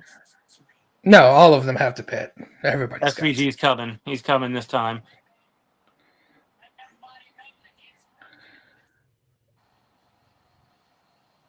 Yeah, this is the right call coming down now. I mean, it's clear that both cars are all of a sudden really feeling the effects. So. Now, do not speed. You speed and your race is over. Yep, not enough time.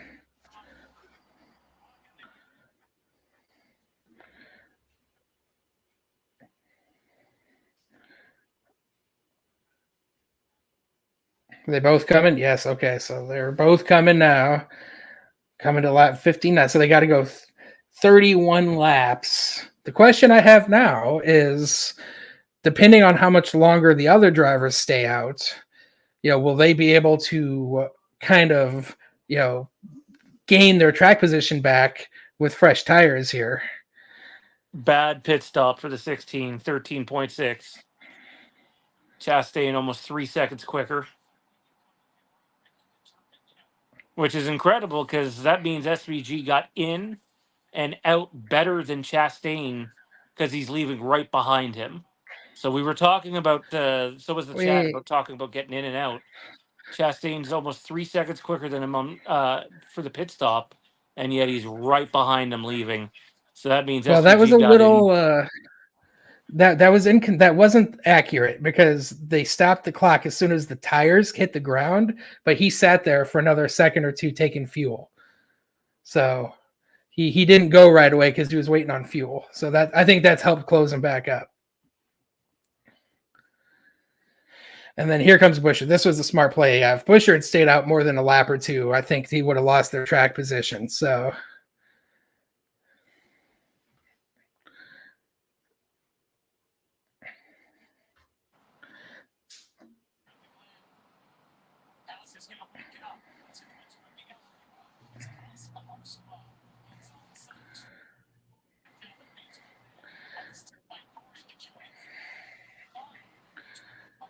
yeah, they didn't take. It didn't look like they took quite as much fuel as the other car, but maybe they didn't have as much fuel to take.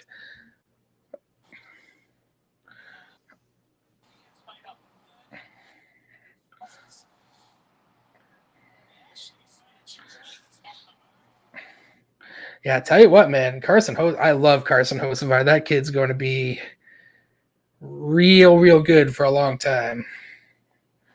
He's just got to stop doing bonehead things like his thing at the practice or qualifying yesterday, where he goes to the boot and instead of leaving it there, he pulls it right back up to the surface, and NASCAR is pretty pissed off with him.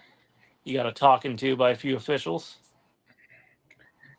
Great guy though, great talent. Wish he had ended up with another team. Yeah, they that one is really going to sting for me. Is that I don't know where they were, if they even talked to him, but they should have risked their financial biscuit to sign Hocevar. What he showed last year in his part-time schedule was so good. Don't worry, Ty Dillon will make it all better.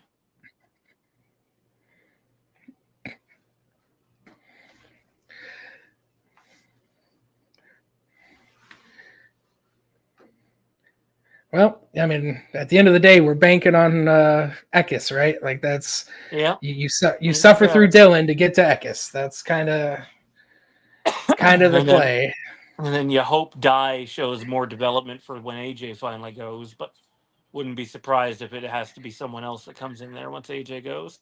Yeah, I mean, I wouldn't be surprised. I really like Dye. In fact, I think Dye is going to be, competing for the playoffs next year. But yeah, I mean, listen, we know AJ's got at least 3 more years left. Maybe Dye does turn the page, but I also know that there's going to be a lot of free agents available, a lot of talent that's, going to come be optional when you get to that level. So I, Austin Dillon. That's all I'm gonna say.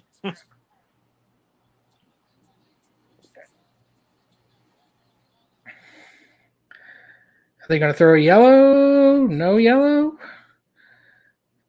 I'm surprised by that. I mean, I'm glad they didn't throw a yellow there, even though they threw the yellow earlier, right before the cars were trying to get to pit road. That's probably a good thing for us that they didn't throw the yellow.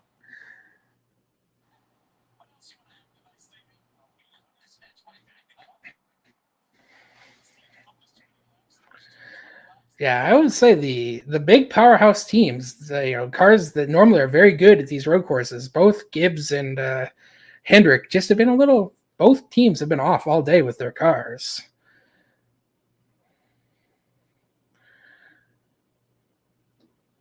I just think track position's such a premium, and they haven't had it.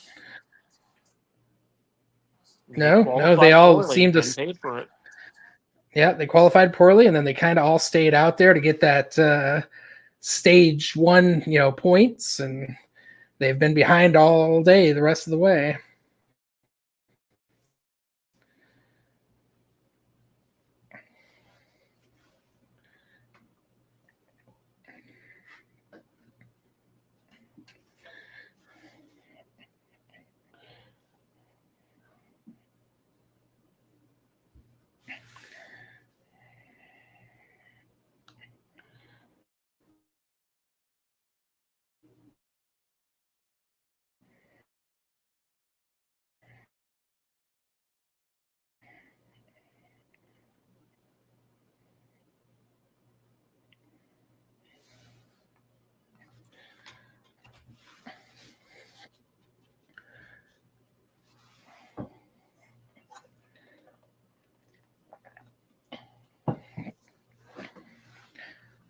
And then Lars, or who is that? Hamlin just went a lap down, which is, not a surprise. He's driving a dump truck at this point.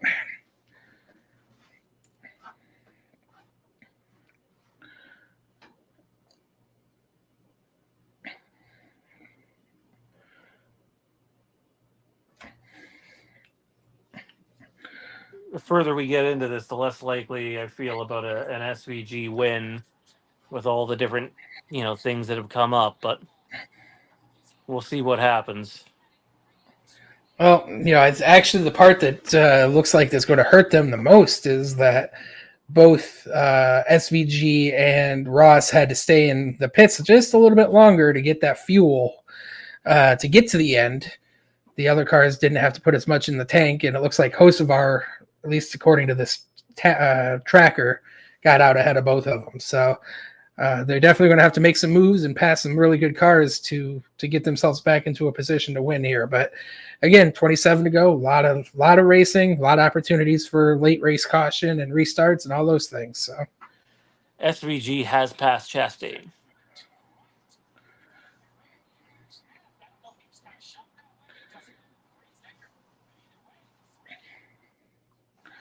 And he's 4 some odd seconds behind Busher. That's not going to be an easy deficit to make up.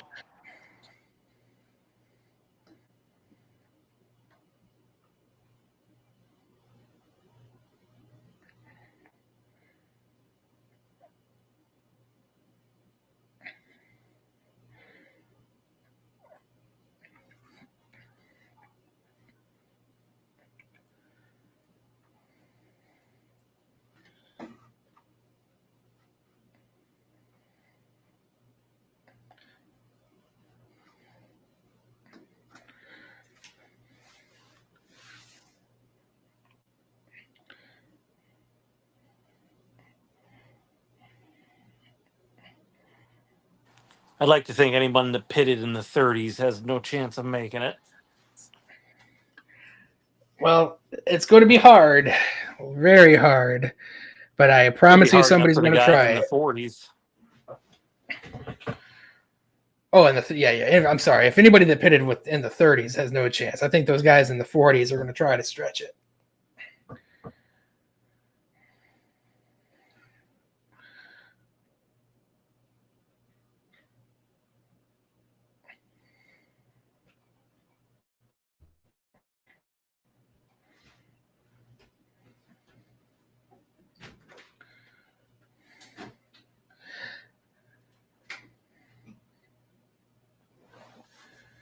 Oh, the commercials.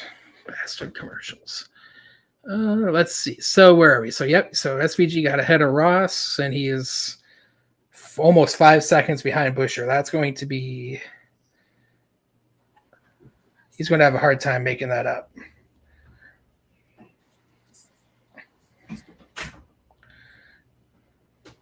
Yeah, it's just not looking good at the moment with the way everything's played out, which is unfortunate. You look back at that Suarez caution, and that's probably their race right there, unfortunately. Not over yet, obviously, but man, they got to have a lot go their way. They are right there. They are right there, though, right? Like they made the right based off of the situation that they inherited with Suarez going in the beach, staying out, they've at least have given themselves a chance. They lost a couple spots to Hocevar and Busher, and obviously a couple of these cars up front are going to try to stretch it, but they at least are in a fighting position that if they can get a caution or something to bring these guys back together, they'll have a shot. And to Chevy, your question, it's simple. Hocevar spent less time on pit road. They needed less fuel to get to the end.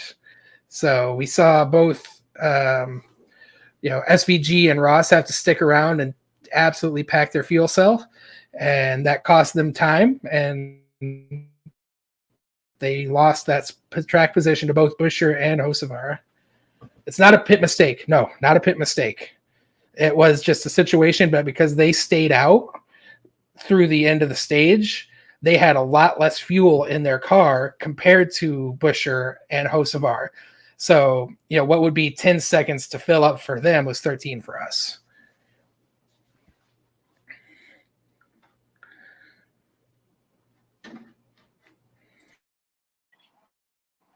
SVG was 0.4 faster than Busher that lap, 1.2 seconds faster than Hocevar.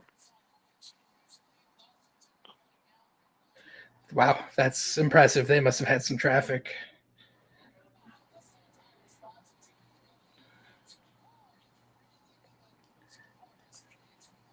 When SVG catches Bubba, he needs to dispose of him quickly. Bubba should be pitting soon. Yeah, I would assume Bubba's pitting soon.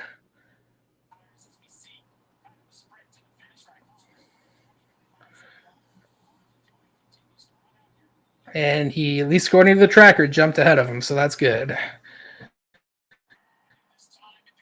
And managed to run significantly faster than Hocevar doing it. I don't believe the guys who pitted at 48 are going to be able to hold off the guys who, like the Bushers, the Hocevars, SVG, Chastain. I just think there's going to be a without yellows. I don't think those guys are going to be able to hold off the other cars. Just way too much difference in lap time.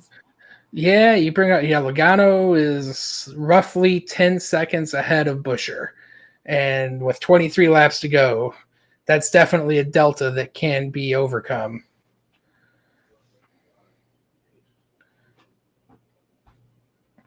Yeah, Seth, you're right. The who gets through traffic is definitely going to have the best opportunity. And right now, A+ to Chris Busher. He seems to be at least 3 positions ahead of both Hocevar and SVG at this point. So he's done a really good job getting through this traffic to this point.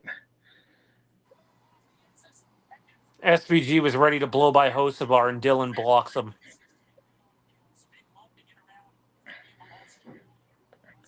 Make quick work of this fucking guy, please.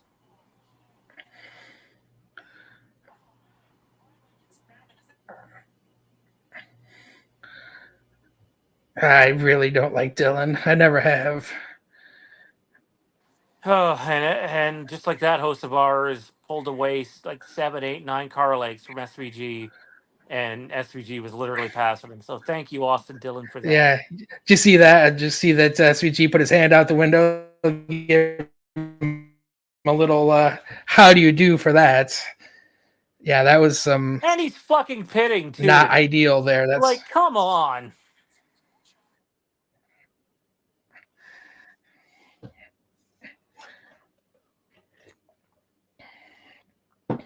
For those that are wondering, Chris Busher has extended his lead on SVG, not lost on it. It is almost 7 seconds. Yeah, well, that lap killed him. I don't know what his lap time is going to be. I'm curious for that to update here. 76.74 compared to Busher's 73.99. So 3 seconds off the pace of what he was the lap before. Yeah, that's brutal.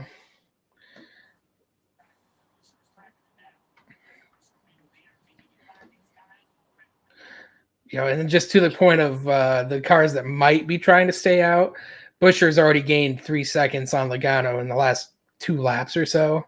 So that strategy, even if they attempt it, is not going to pay dividends for a win.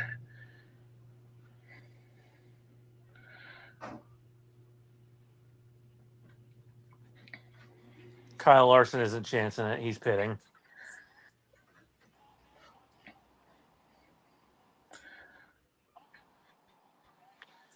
I have a feeling, with what's left, we're going to have to see how SVG does in the next, in my opinion, 5 or 6 laps. That's going to tell if he has any shot of catching him. But I think they're going to need a caution to have a shot.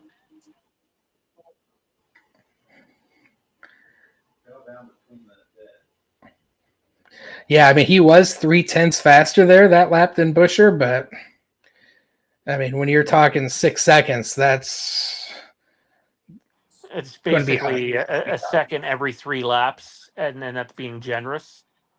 But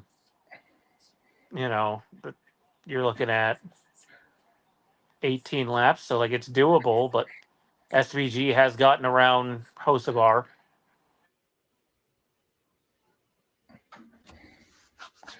Well, the one thing we'll say here is once they clear this traffic, which they both will do here relatively quickly, it's clean racetrack ahead for both cars, right? It's just flat out who's better.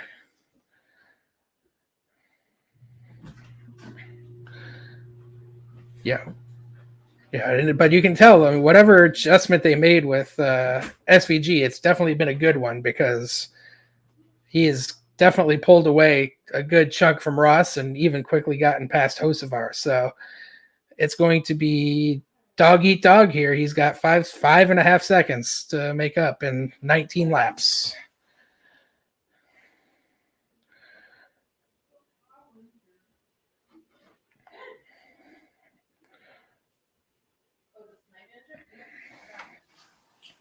Almost 7/10 quicker than Buescher that lap.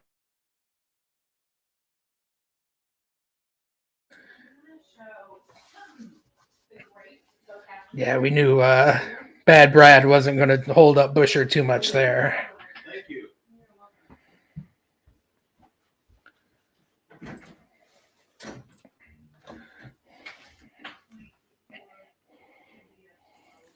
SVG's got basically open track in front of him right now. He needs hot lap after hot lap.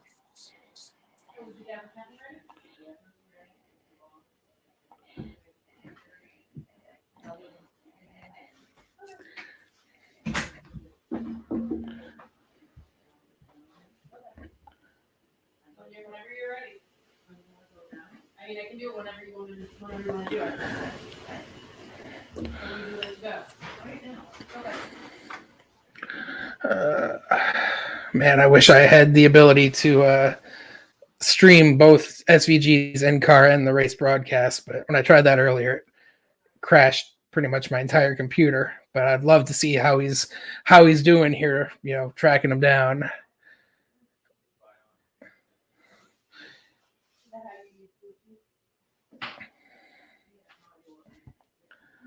Nobody does.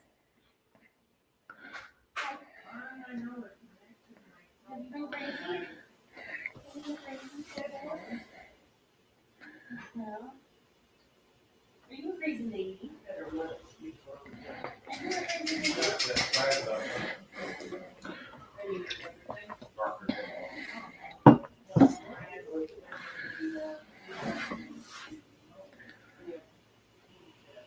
Logano's strategy is out the window. Yep.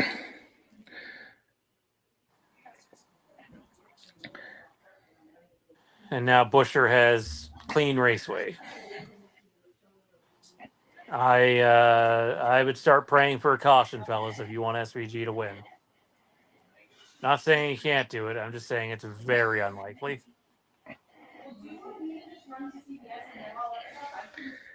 Well, 4 seconds. Yeah, I mean, I can't argue with the likeliness of this. Even if he catches him, Well, guess passing what? him's It another. might happen.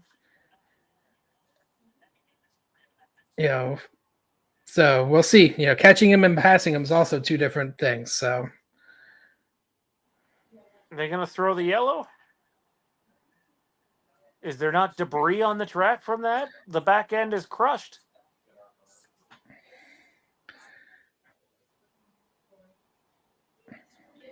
Probably off the racing surface, though.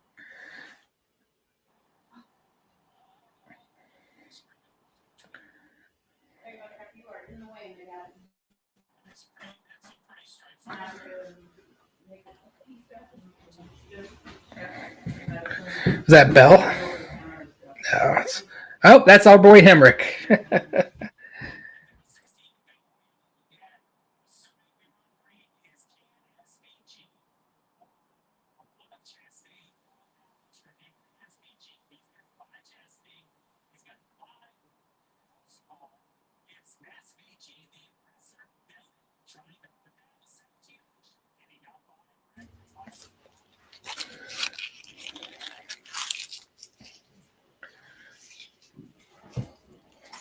You never hear much about Hemrick. Yeah. Part of the problem. There's a reason for that. He's just kind of there.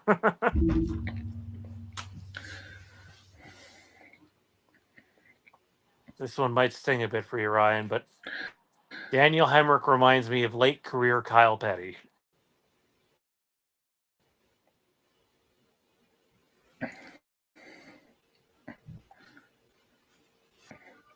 I mean, Kyle Petty ran in the 30s every week, so that might actually be quite insulting to Hemrick, considering how bad Petty was at the end of his career. That's true. Danny Hamlin's 17 points out. Truex out, and Larson and Keselowski are only 14 and 15 to the good. You go to Bristol and get in a wreck early, and you are toast, or you wreck even before the end of this race. Yeah, I mean, it's, if Keselowski screws around here or Gibbs screws around here, they could definitely be in a world of hurt. Because I don't know. I mean, at this point, Keselowski's got to be trying to stretch it. That's the only strategy that makes sense here. If SVG wants to catch Buescher at this point, he needs to be about 3.5 tenths quicker a lap. That's a big ask. It's an impossible ask, honestly. At this point, the tires have kind of stabilized. They're both running pretty similar lap time. In fact, it looks like he might even be losing a little bit of lap time, but he did just pass Logano, so we shall see. Who said this about that Seth? I honestly, what happened with Austin really is frustrating. Austin Dillon slowing SVG up, but that's not the whole reason he's 5 seconds back. But he did lose 3 seconds on that lap. That's probably the difference between at least having a shot at realistically catching him. Because you can catch him, but you still have to pass him. Yeah, and we saw all day with him having a hard time with Ross, right? Like, without moving him, it's real hard to pass.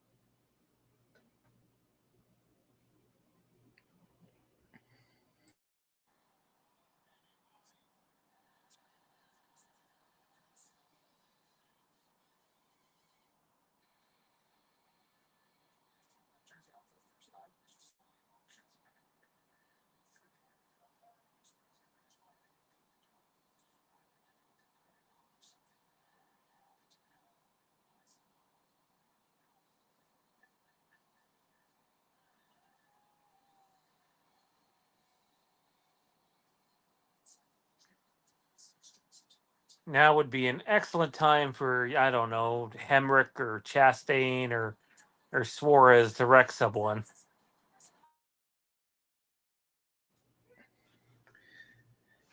Well, hell, even if they get wrecked, no guarantee they'll throw a yellow. We just saw that with Gralla fencing it, and they didn't even seem to care. I don't know about 7 tenths quicker that lap. I have 5 tenths quicker that lap. Down to 4.5.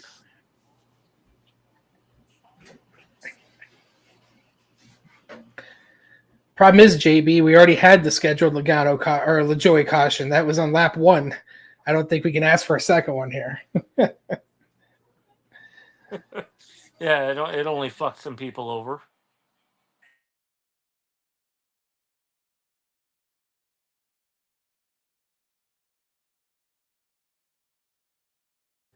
Yeah, there was only 0.2 of difference that lap. He's gaining, but not enough.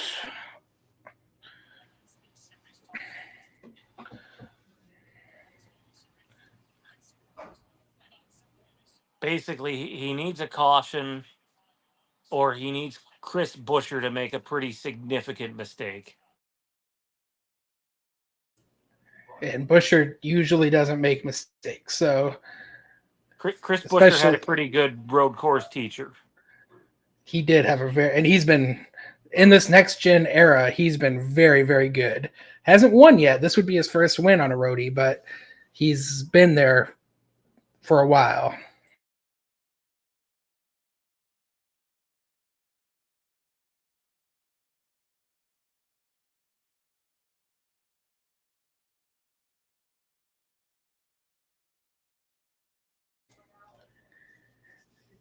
I mean, he did shave off a second in 3 laps, so I mean, the math says he can do it, but we got trouble. We got trouble.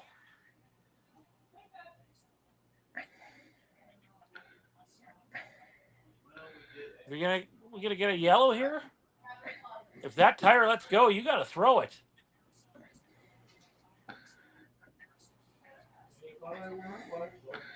Oh, they're going to be there's no way. There's no way he makes that back around. There's debris there. There's more debris. Throw that fucking caution. More debris. There it goes. Oh, you got to throw that.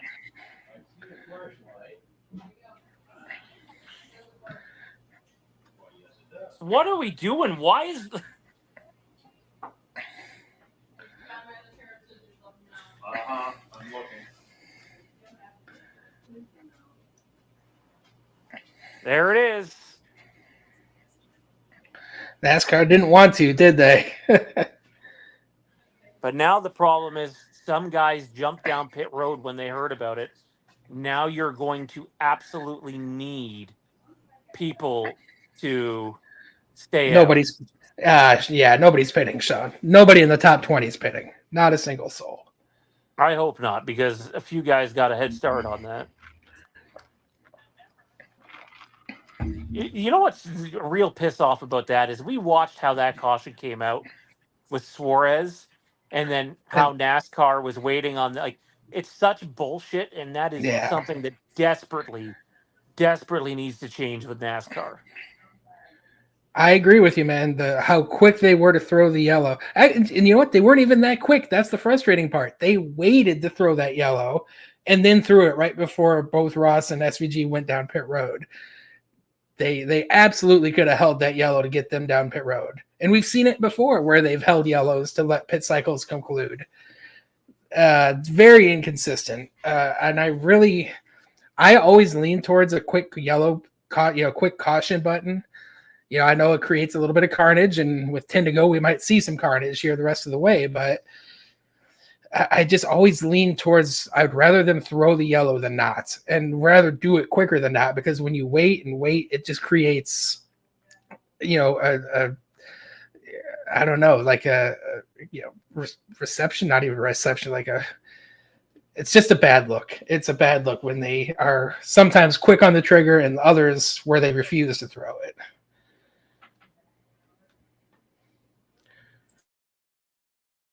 Now, as we know, when you get a caution this late in the race, you can not have a bad restart. SVG's last restart was terrible. There's no other way around it. It was bad. That cannot happen again. And there's a very, very, very good chance, especially with playoff drivers desperately racing for points, that we're about to see multiple more cautions. Now, he's good on fuel for sure, but Don't wait to make the pass. Become the control car as quickly as you can. Yeah. Well, this is, and again, like this is what we saw yesterday with 6 to go. Like this is when these yellows start showing up. The chaos ensues. 8 laps for where is McDowell restarting? I don't think 8 laps fresher tires is going to mean much, considering what we saw there with the tire drop off being pretty significant, only around lap 30. I don't see that making a big difference, but he's obviously within striking distance for sure. Significant amount of cars staying out. The Hendrick guys kind of got left alone with a few others.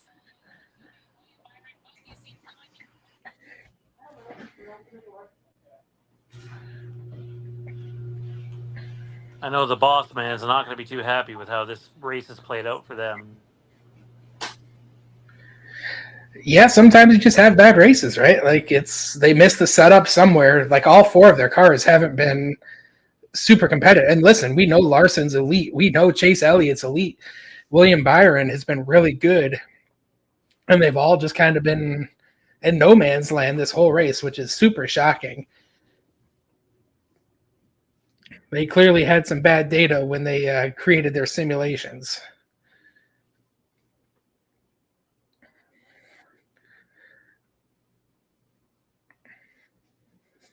Also, a really bad pit stop for the 48. Don't know what happened there, but just bad day going worse for those guys.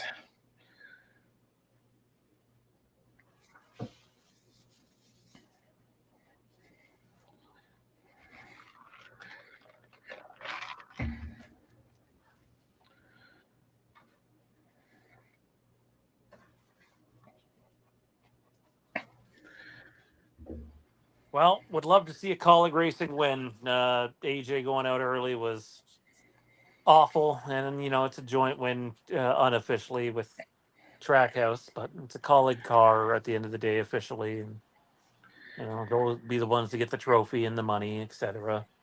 But it's all on SVG here. Need a great restart, and I don't know if McDowell's 8 laps fresher tires are going to matter at this point. My guess is he's burned off everything he had with them. So Yeah, I agree with you. I think the McDowell goodie is gone. And I don't think there's enough laps left to see that big fall off like we did there earlier in the stage. So obviously he could get a really good restart. That might be the best strength of those new tires. But he's going to be what, 5th in line? Where is he in like 4th? I mean, he's definitely going to be in position. There's no doubt. But unless there's some contact that pushes other cars out of the way, I don't think it'll matter, as you said, Sean. sorry, Chevy. I Gravy, what are you going on about, man? Fucking yellow flag bullshit? Are you out of your mind, dude? If you think SVG was catching him without a yellow flag, you are watching a different race than what we are. The yellow flag was a very, very, very good thing. The only chance he had at that point. And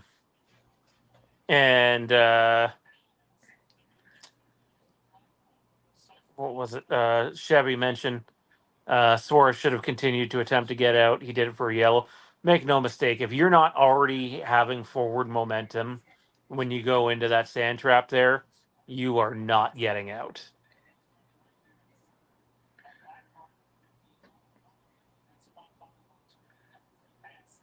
Yeah, I agree. Gravy, the chances of SVG winning without this caution were about 3%, probably lower than that. Just he was gaining 3/10 or so a lap. I mean, he might have gotten to his bumper by the end of the race, but he is going to have a very low opportunity to win. At least here, they're going to start side by side. A little bit of carnage. We know the carnage is coming. It's just a matter of where. This is his opportunity to get it done. So I would say his chances of winning are over 50% now, which they weren't before. So this was a good thing for sure.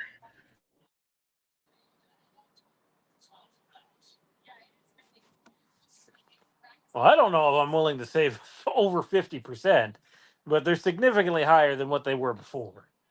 We've both seen how Watkins Glen restarts go at the end. And again, McDowell starting behind them is, and that's another thing. SVG cannot start third. You have to start on the outside. Yeah, yesterday I understood starting third. With the way those cars kind of were able to, they damage so much more easily in the Xfinity series that you could legitimately push them out of the way. Here, you have to pretty much plow into them to get them to move. So starting third is not near the advantage that it was yesterday in the Xfinity race.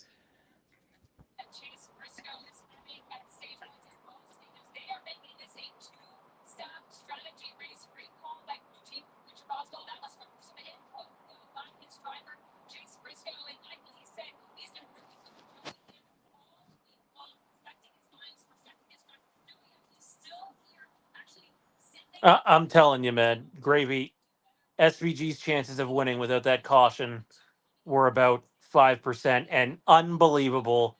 He started on the inside. Unbelievably bad call here. Would love to be wrong. It just feels like a loser move. As Sam Mayer said it best yesterday, winners take the front row. I feel like, maybe he is anticipating some, rough racing, but still, you got to give yourself a chance. And I he's not just good don't on see it. restarts. Like, he could have one, great, but he might have just taken himself out of this. I'm expecting this is not the last restart unless the things go really cleanly here on the first lap. But, like, he's not AJ Allmendinger. And I'm sorry, I'm just being blunt there. AJ is one of the best restarters of the modern era. SVG is new to this. He's going to need one hell of a jump here.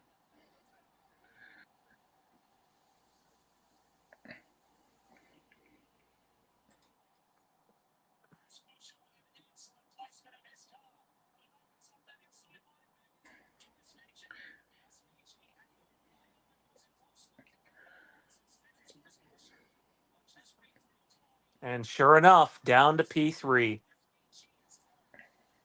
Yeah, that was a very piss poor decision there. Whether that was on him or the team, I don't really know, but it was just stupid. Caution. Oh, boy, and it's a couple of playoff guys. Sorry, man. That's all right. You call it when it's. I'll see it here in a second. Through the S's, I'm guessing they're all sorts of wadded up here.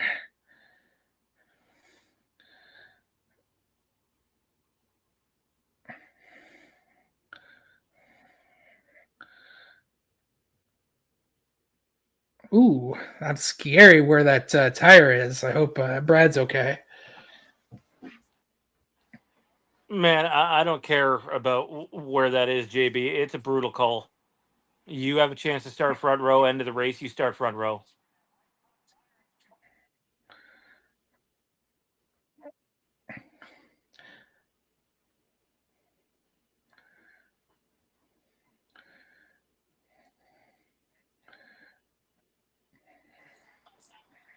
You try to outbreak him into one is what you do on the outside. And oh, good God. That was a hit. Let's see here. All right. So Logano. Oh, just a clip.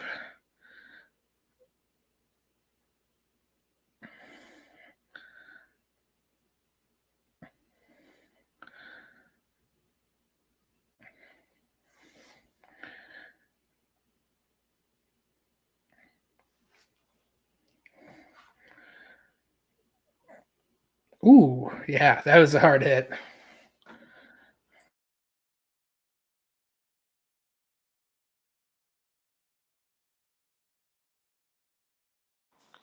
Like, the only way for me the inside works here is, oh my God. The amount of debris that's all over the track from Byron's car here this is going to be a cleanup. This might make it green, white, checkered, which is unfortunate, but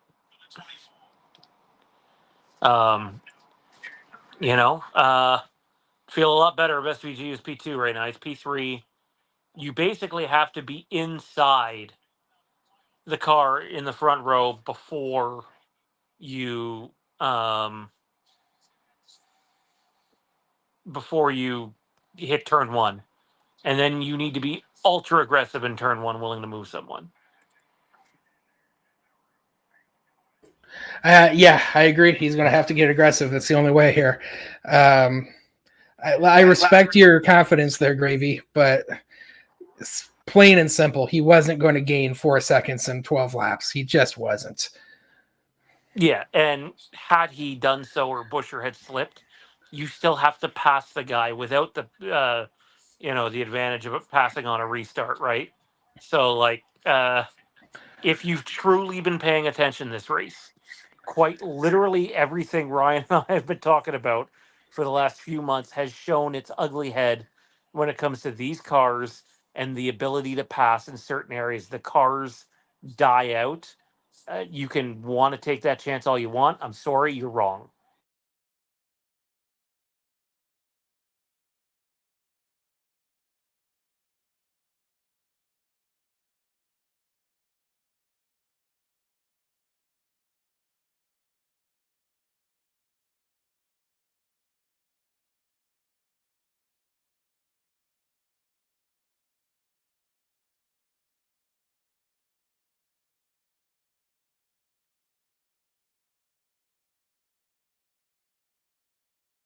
I will say this with certainty that when we come to these road courses, Brad Keselowski is going to get in a wreck. That guy is a freaking torpedo at these places.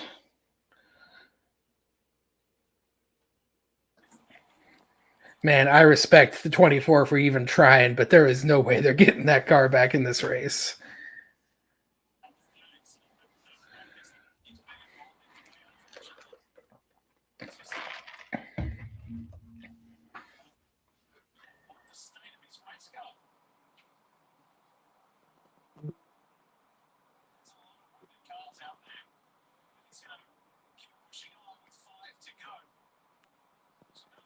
Keselowski is now minus 14.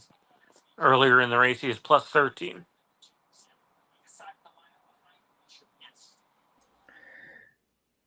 Yeah, and he's not going to do much better with whatever's left of this race.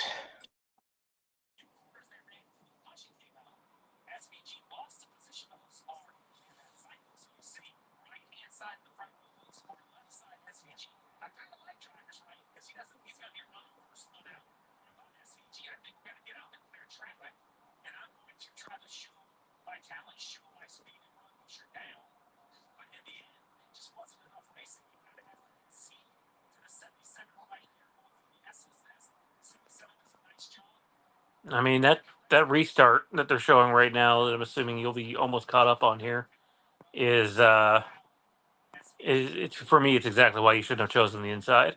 Like Hocevar almost had Busher before the S's, didn't quite have enough for him. It's just I don't know who made the call. I don't know if it's Travis Mack. I don't know. Chris Rice is obviously up there right now too, or SVG. It's just not a good call. And now you're probably going to have no choice, and you're going to be on the inside because I highly doubt Carson Hocevar is going to give up the front row. Yeah,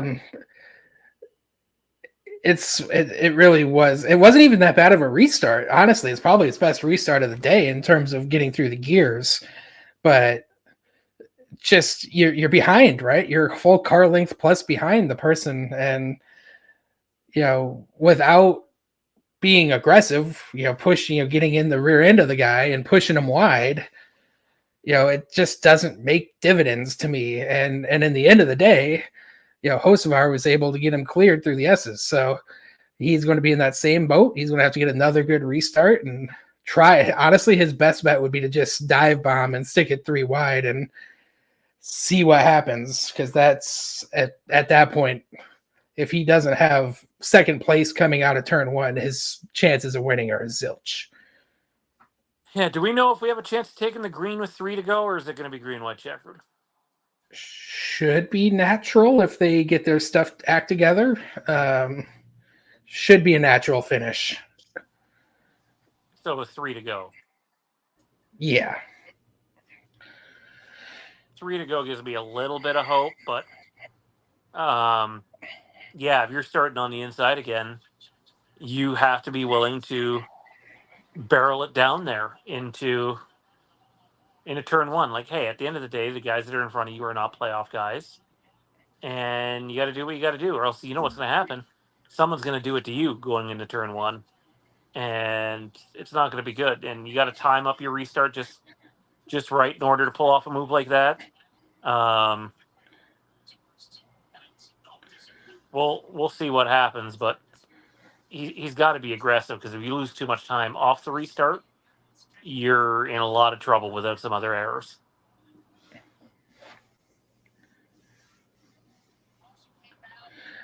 Yeah, yep. That's, and I just, again, the level of competition. I mean, we even saw it yesterday, right? The guys at the top, Zilich and Allgaier and AJ and the group. Errors are not something the best of the best make here, and I'm not expecting either of Horsevar or Busher to make a mistake here. Like, you're just gonna have to go take it. You're not gonna have the opportunity to pounce on a mistake, because these guys very rarely make them.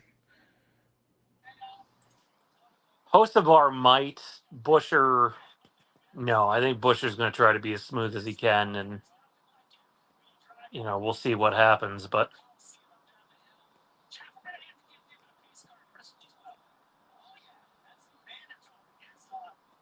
I don't know. This doesn't feel like we're going green next lap.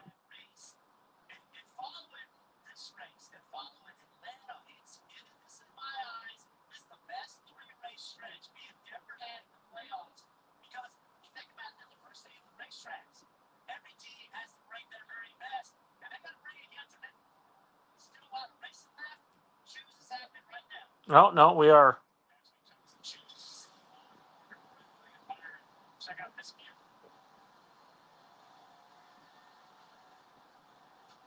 Oh, my God.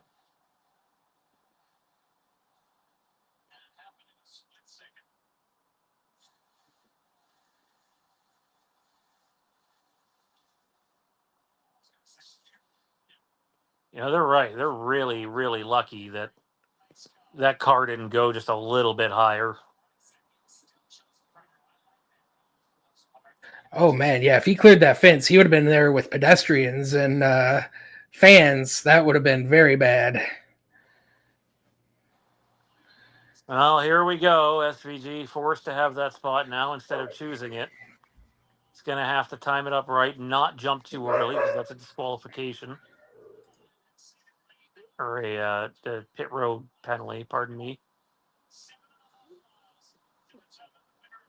You basically got to time the jump just right here. And he didn't. He ended up bumping the leader before he took it.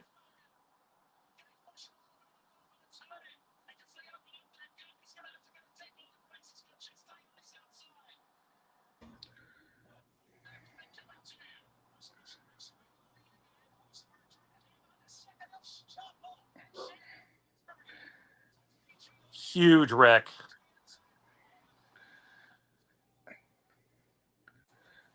Oh, I see it forming already. Let's see. Did he? Well, no, Hocevar cut him off. And this is one of the things I'm talking about. He's got to be better on restarts. Like, he full on hits Busher before Busher goes. I don't know if that's a penalty or. It's not a penalty. It's not a penalty if he hits him before Busher goes? No. Because he definitely did. It's only a penalty if you try to go, get out of line. And Tyler Reddick, another playoff guy. My God, this has been the race from hell for playoff cars. Truex involved in it too. I love it. I love it. I love the chaos, man. I know it's not the best way to determine a champion, but god damn, it's fun to watch.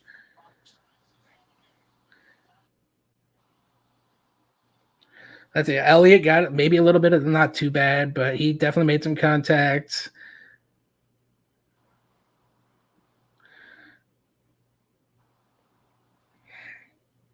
Yeah, Elliott got some. I don't know who was on the outside of him. Oh boy, Bowman almost got clipped there by Reddick based off that replay. So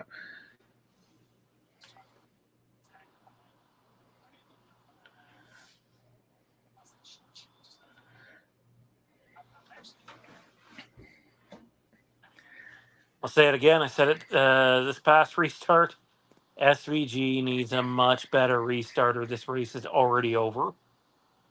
He did nothing to help himself on that restart. He hurt his momentum. yeah, his only way this works for him is if he gets a good enough launch that he can dive bomb the inside of Busher. It's the He was only definitely way. trying to. He just went too early.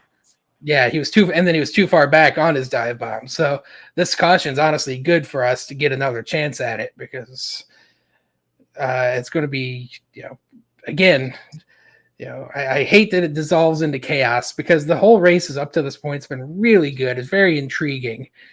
And now it's just kind of devolving into bumper cars. But, listen, our guy's still in contention. He's got a chance.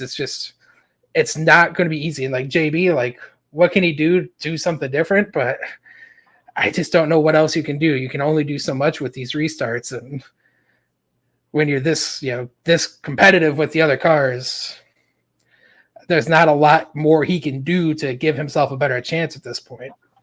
Well, he can't hit the leader, a second and a half before the leader steps on the gas to go because he killed his momentum. His previous restart was better than this one. It's not so much he needs to pass the leader into one. He needs to clear Hocevar into one to give him a shot at the leader.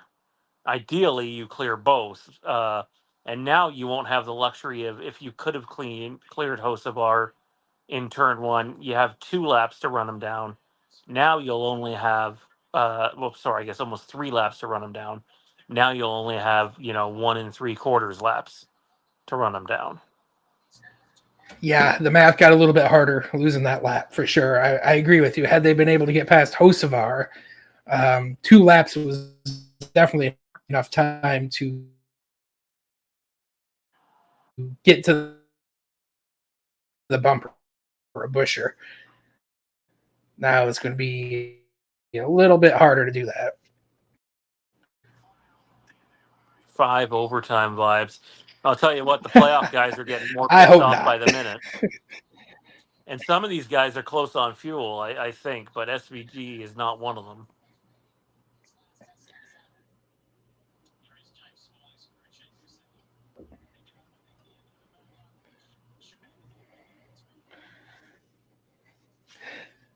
Yeah, playoff teams crumbling under the pressure today. I wholeheartedly agree with that statement. There is a lot of playoff cars at the very back of this field.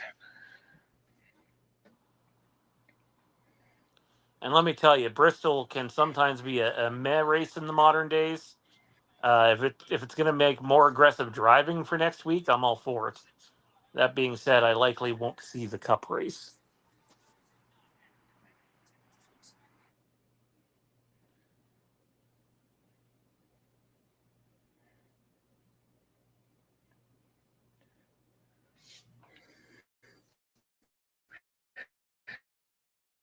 Oh, what does this do for us here, playoff point wise? Kozlowski's out by 12, Hemlin's out by 13, Truex by 23, Burton by 19. Yep. Hamlin is back on the lead lap here with all of this carnage. That if there is one more round of overtime, I hope there's not 5, JB. Man, that would be awful. To be fair, we haven't had one. This is actually going to be the first overtime restart we're coming up to here. So I definitely don't see us getting to 5, but I could see us getting through at least one more. That's for sure.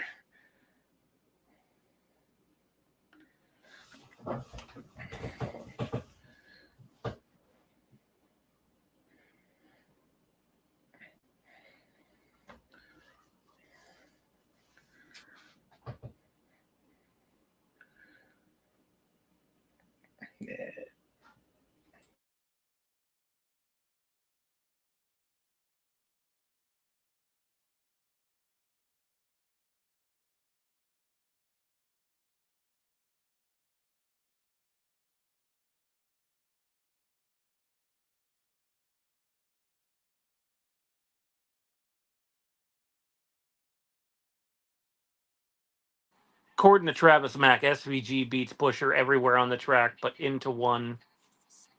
Out of one and into two, which is not great for restarts.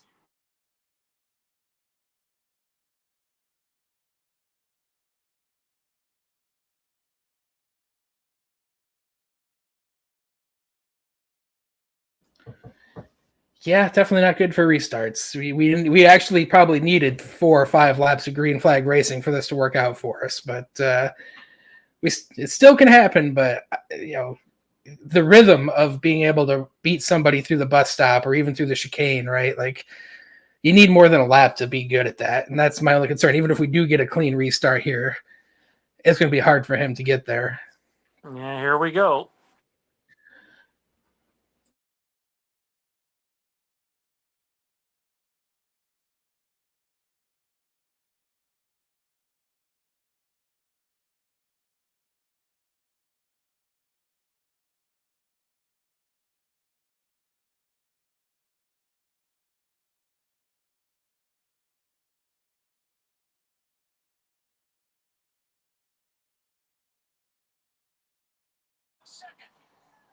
He did exactly what we said he had to do.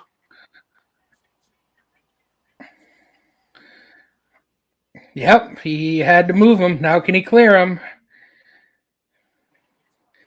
All right, well, he opened the door now, though, so let's see what happens. Yeah. Busher has every right to get him. Yeah, he's got to get to the white.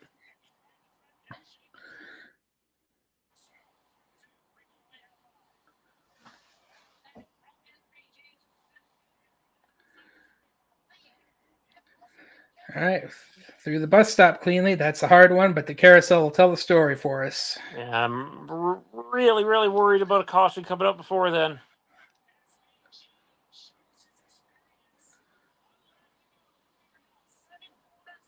White flag's out. Caution will end the race.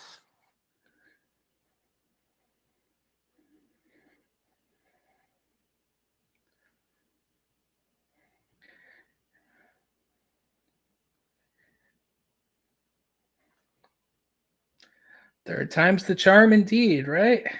All right. I literally just took the white, so you're far ahead of me now. I'll keep my mouth shut. They do not care about those rumble strips. That's hilarious.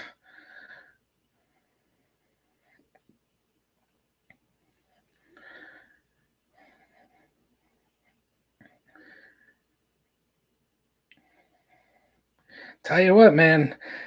Busher is right with him going into the bus stop.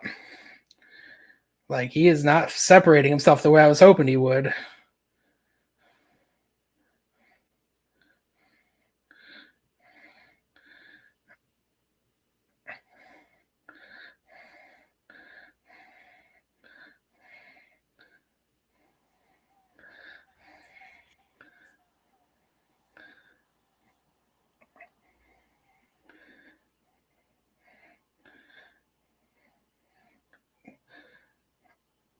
Oh, Gizzy fucked it to bits, yo.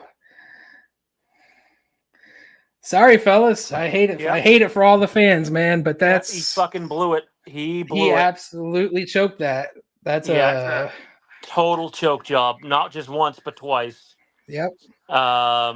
You get the lead like that, you cannot give it up. You could have pulled away. You did not pull away. And then when you have a chance to go give it back to him at the end, you almost spin yourself. Sorry, SVG choked under pressure there. Great second place finish. Obviously, it would have been great to have 2, bullets in the barrel had AJ not had mechanical failure. But SVG completely blows it in the bus stop, and without contact, by the way. And then the contact comes in the carousel. Like, SVG couldn't have run much worse of a lap than he did there. And just brutal. Like, it reminds me. I don't know if you remember this race, Ryan, but very do you remember when unforced. Ambrosed it at Montreal? he had the win in the No, bag to not the last really. turn, and that's that tight turn. Yeah, just it kills me as a Kaulig fan to see that. Obviously, SVG is the reason that we had a chance to win there. But man, when you throw the race away like that, it's and honestly, I really don't want to hear the excuses from anyone. There One is no hundred percent, excuse. no, there's none. You won't get any from this channel. He fucking blew it. He blew the bus stop in not one, but two different areas. Right there, he hits the fucking wall, Yeah, and that's then what there, costed him. Yep. like, and then even here, he gets too much of the grass. Like, Well, he that all started because he hit the wall, right? He hit the wall and it completely screwed up his apex through the top of the bus stop, and then he just overreacted coming through the grass. He got sideways. uh, He completely he every corner of that bus stop he screwed up, but it all started from him hitting the fence. yeah.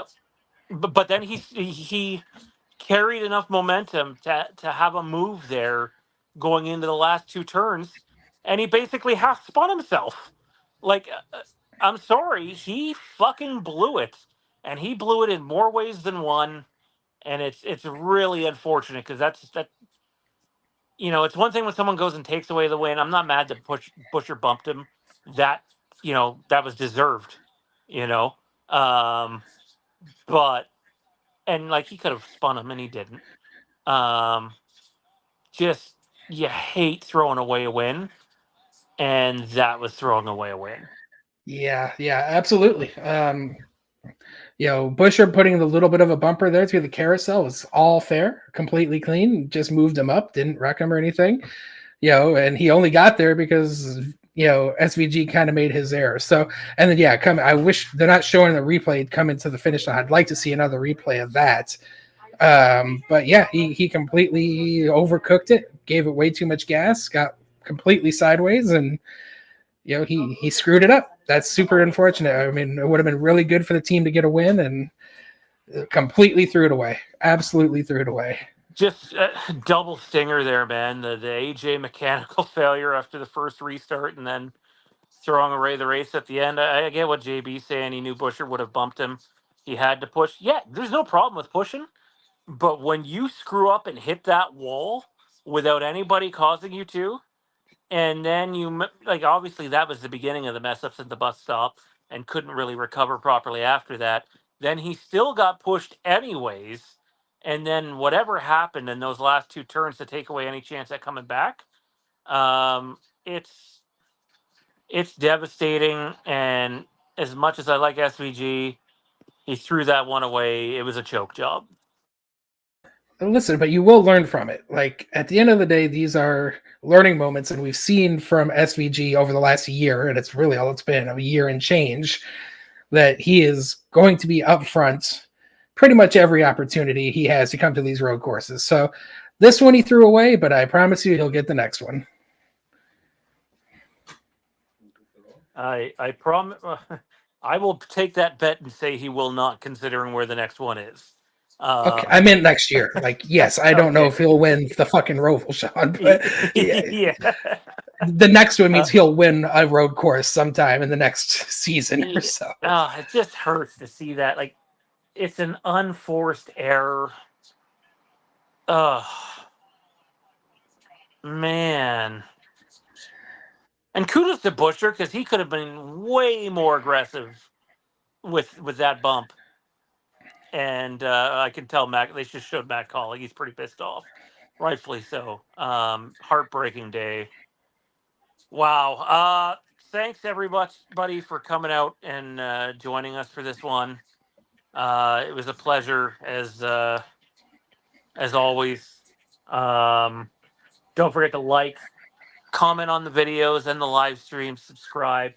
We know money's tight, but whenever anybody wants to donate to the channel by sending in a super chat question or comment or sticker, it helps us out. We do this all on our own, and it's not free to do. So feel free to do that. But the easiest way to support the channel is just giving everything we do a thumbs up. It helps YouTube share things around.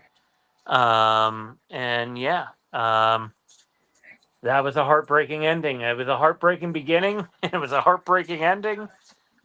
Oh, gonna lick my wounds after this one. AJ gets it at the beginning. SVG gets it at the end.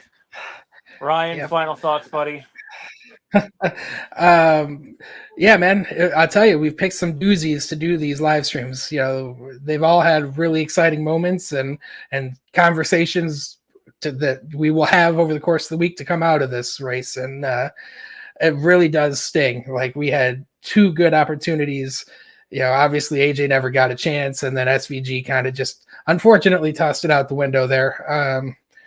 But listen, we had fast race cars. That's what I'm going to take from this, and that we're bringing cars that are capable of winning, especially at these road courses. And I definitely feel good when we go into the Roval here in a few weeks and see if we can't get a dub there. The win is right there. We'll strike eventually. So thank you to everyone that showed up today and hung out with us and listened to us yell and scream and kick and moan and everything that comes along with these live streams. It's been a blast. Thank you for all the comments and interaction with us. It really does make these a lot of fun. And we will talk with you again soon. Hang on. Sean, I know you keep saying you love SVG, but today you come across as an SVG hater. He qualified well, finished second, give some love without saying, but it's still all positive. Peace. I could not disagree more with that. I don't know where you're getting that from. I would suggest you go back and listen to the 2 hours and 47 minutes and 16 seconds. And honestly, I'm just going to stand up for not just myself, but Ryan here in the channel and the way that we cover content. It's really simple. If you want to tune into this channel and get an honest take on things, like the end of yesterday's Xfinity race, then tune into our channel. Ryan, correct me if I'm wrong. I certainly didn't think I was being an SVG hater. I thought he was, in terms of the pace today, I thought he was the best car in the field. I don't think Chris He was better than him. So, am I putting it on him at the end? Yeah, because it is on him. And if you don't like it, then you were watching a different race. Yeah, I mean, he did screw up at the end there. I just want to listen. It is, at the end of the day, I think, hard for us because we are naturally Allmendinger first, and there at the start of the race, we were really down in the dumps that it didn't work out for us with AJ, and we had to obviously shift and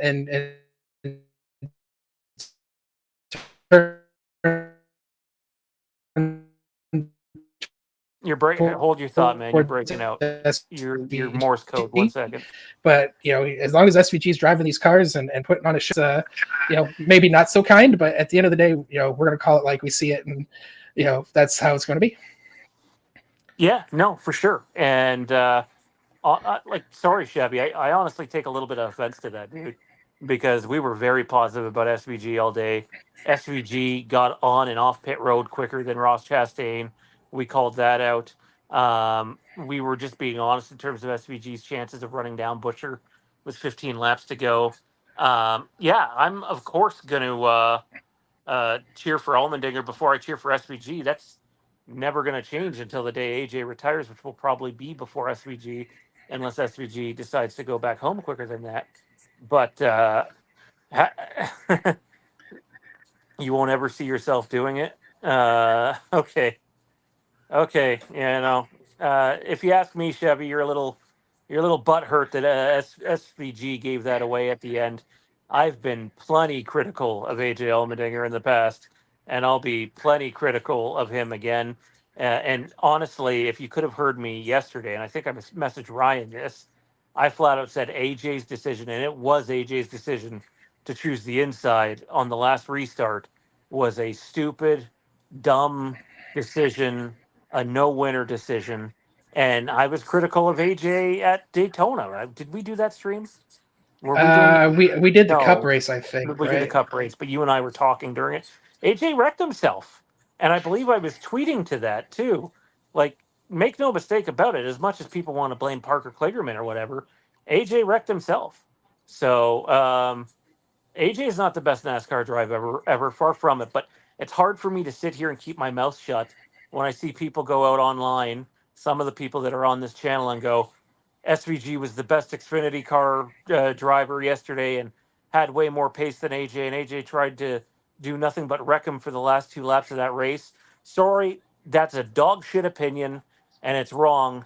AJ out-practiced, out-qualified, and out-raced SVG all day yesterday in the Xfinity Series. And if you recall, if you go back and listen to Ryan and I's video, we predicted the opposite of that. We predicted that AJ would outrun SVG in Cup, and SVG would outrun AJ in Xfinity, and the opposites happened. I wish SVG would have brought that home at the end. At the end of the day, if you want to blame me or the channel, go ahead, or blame Chris Buescher, go ahead.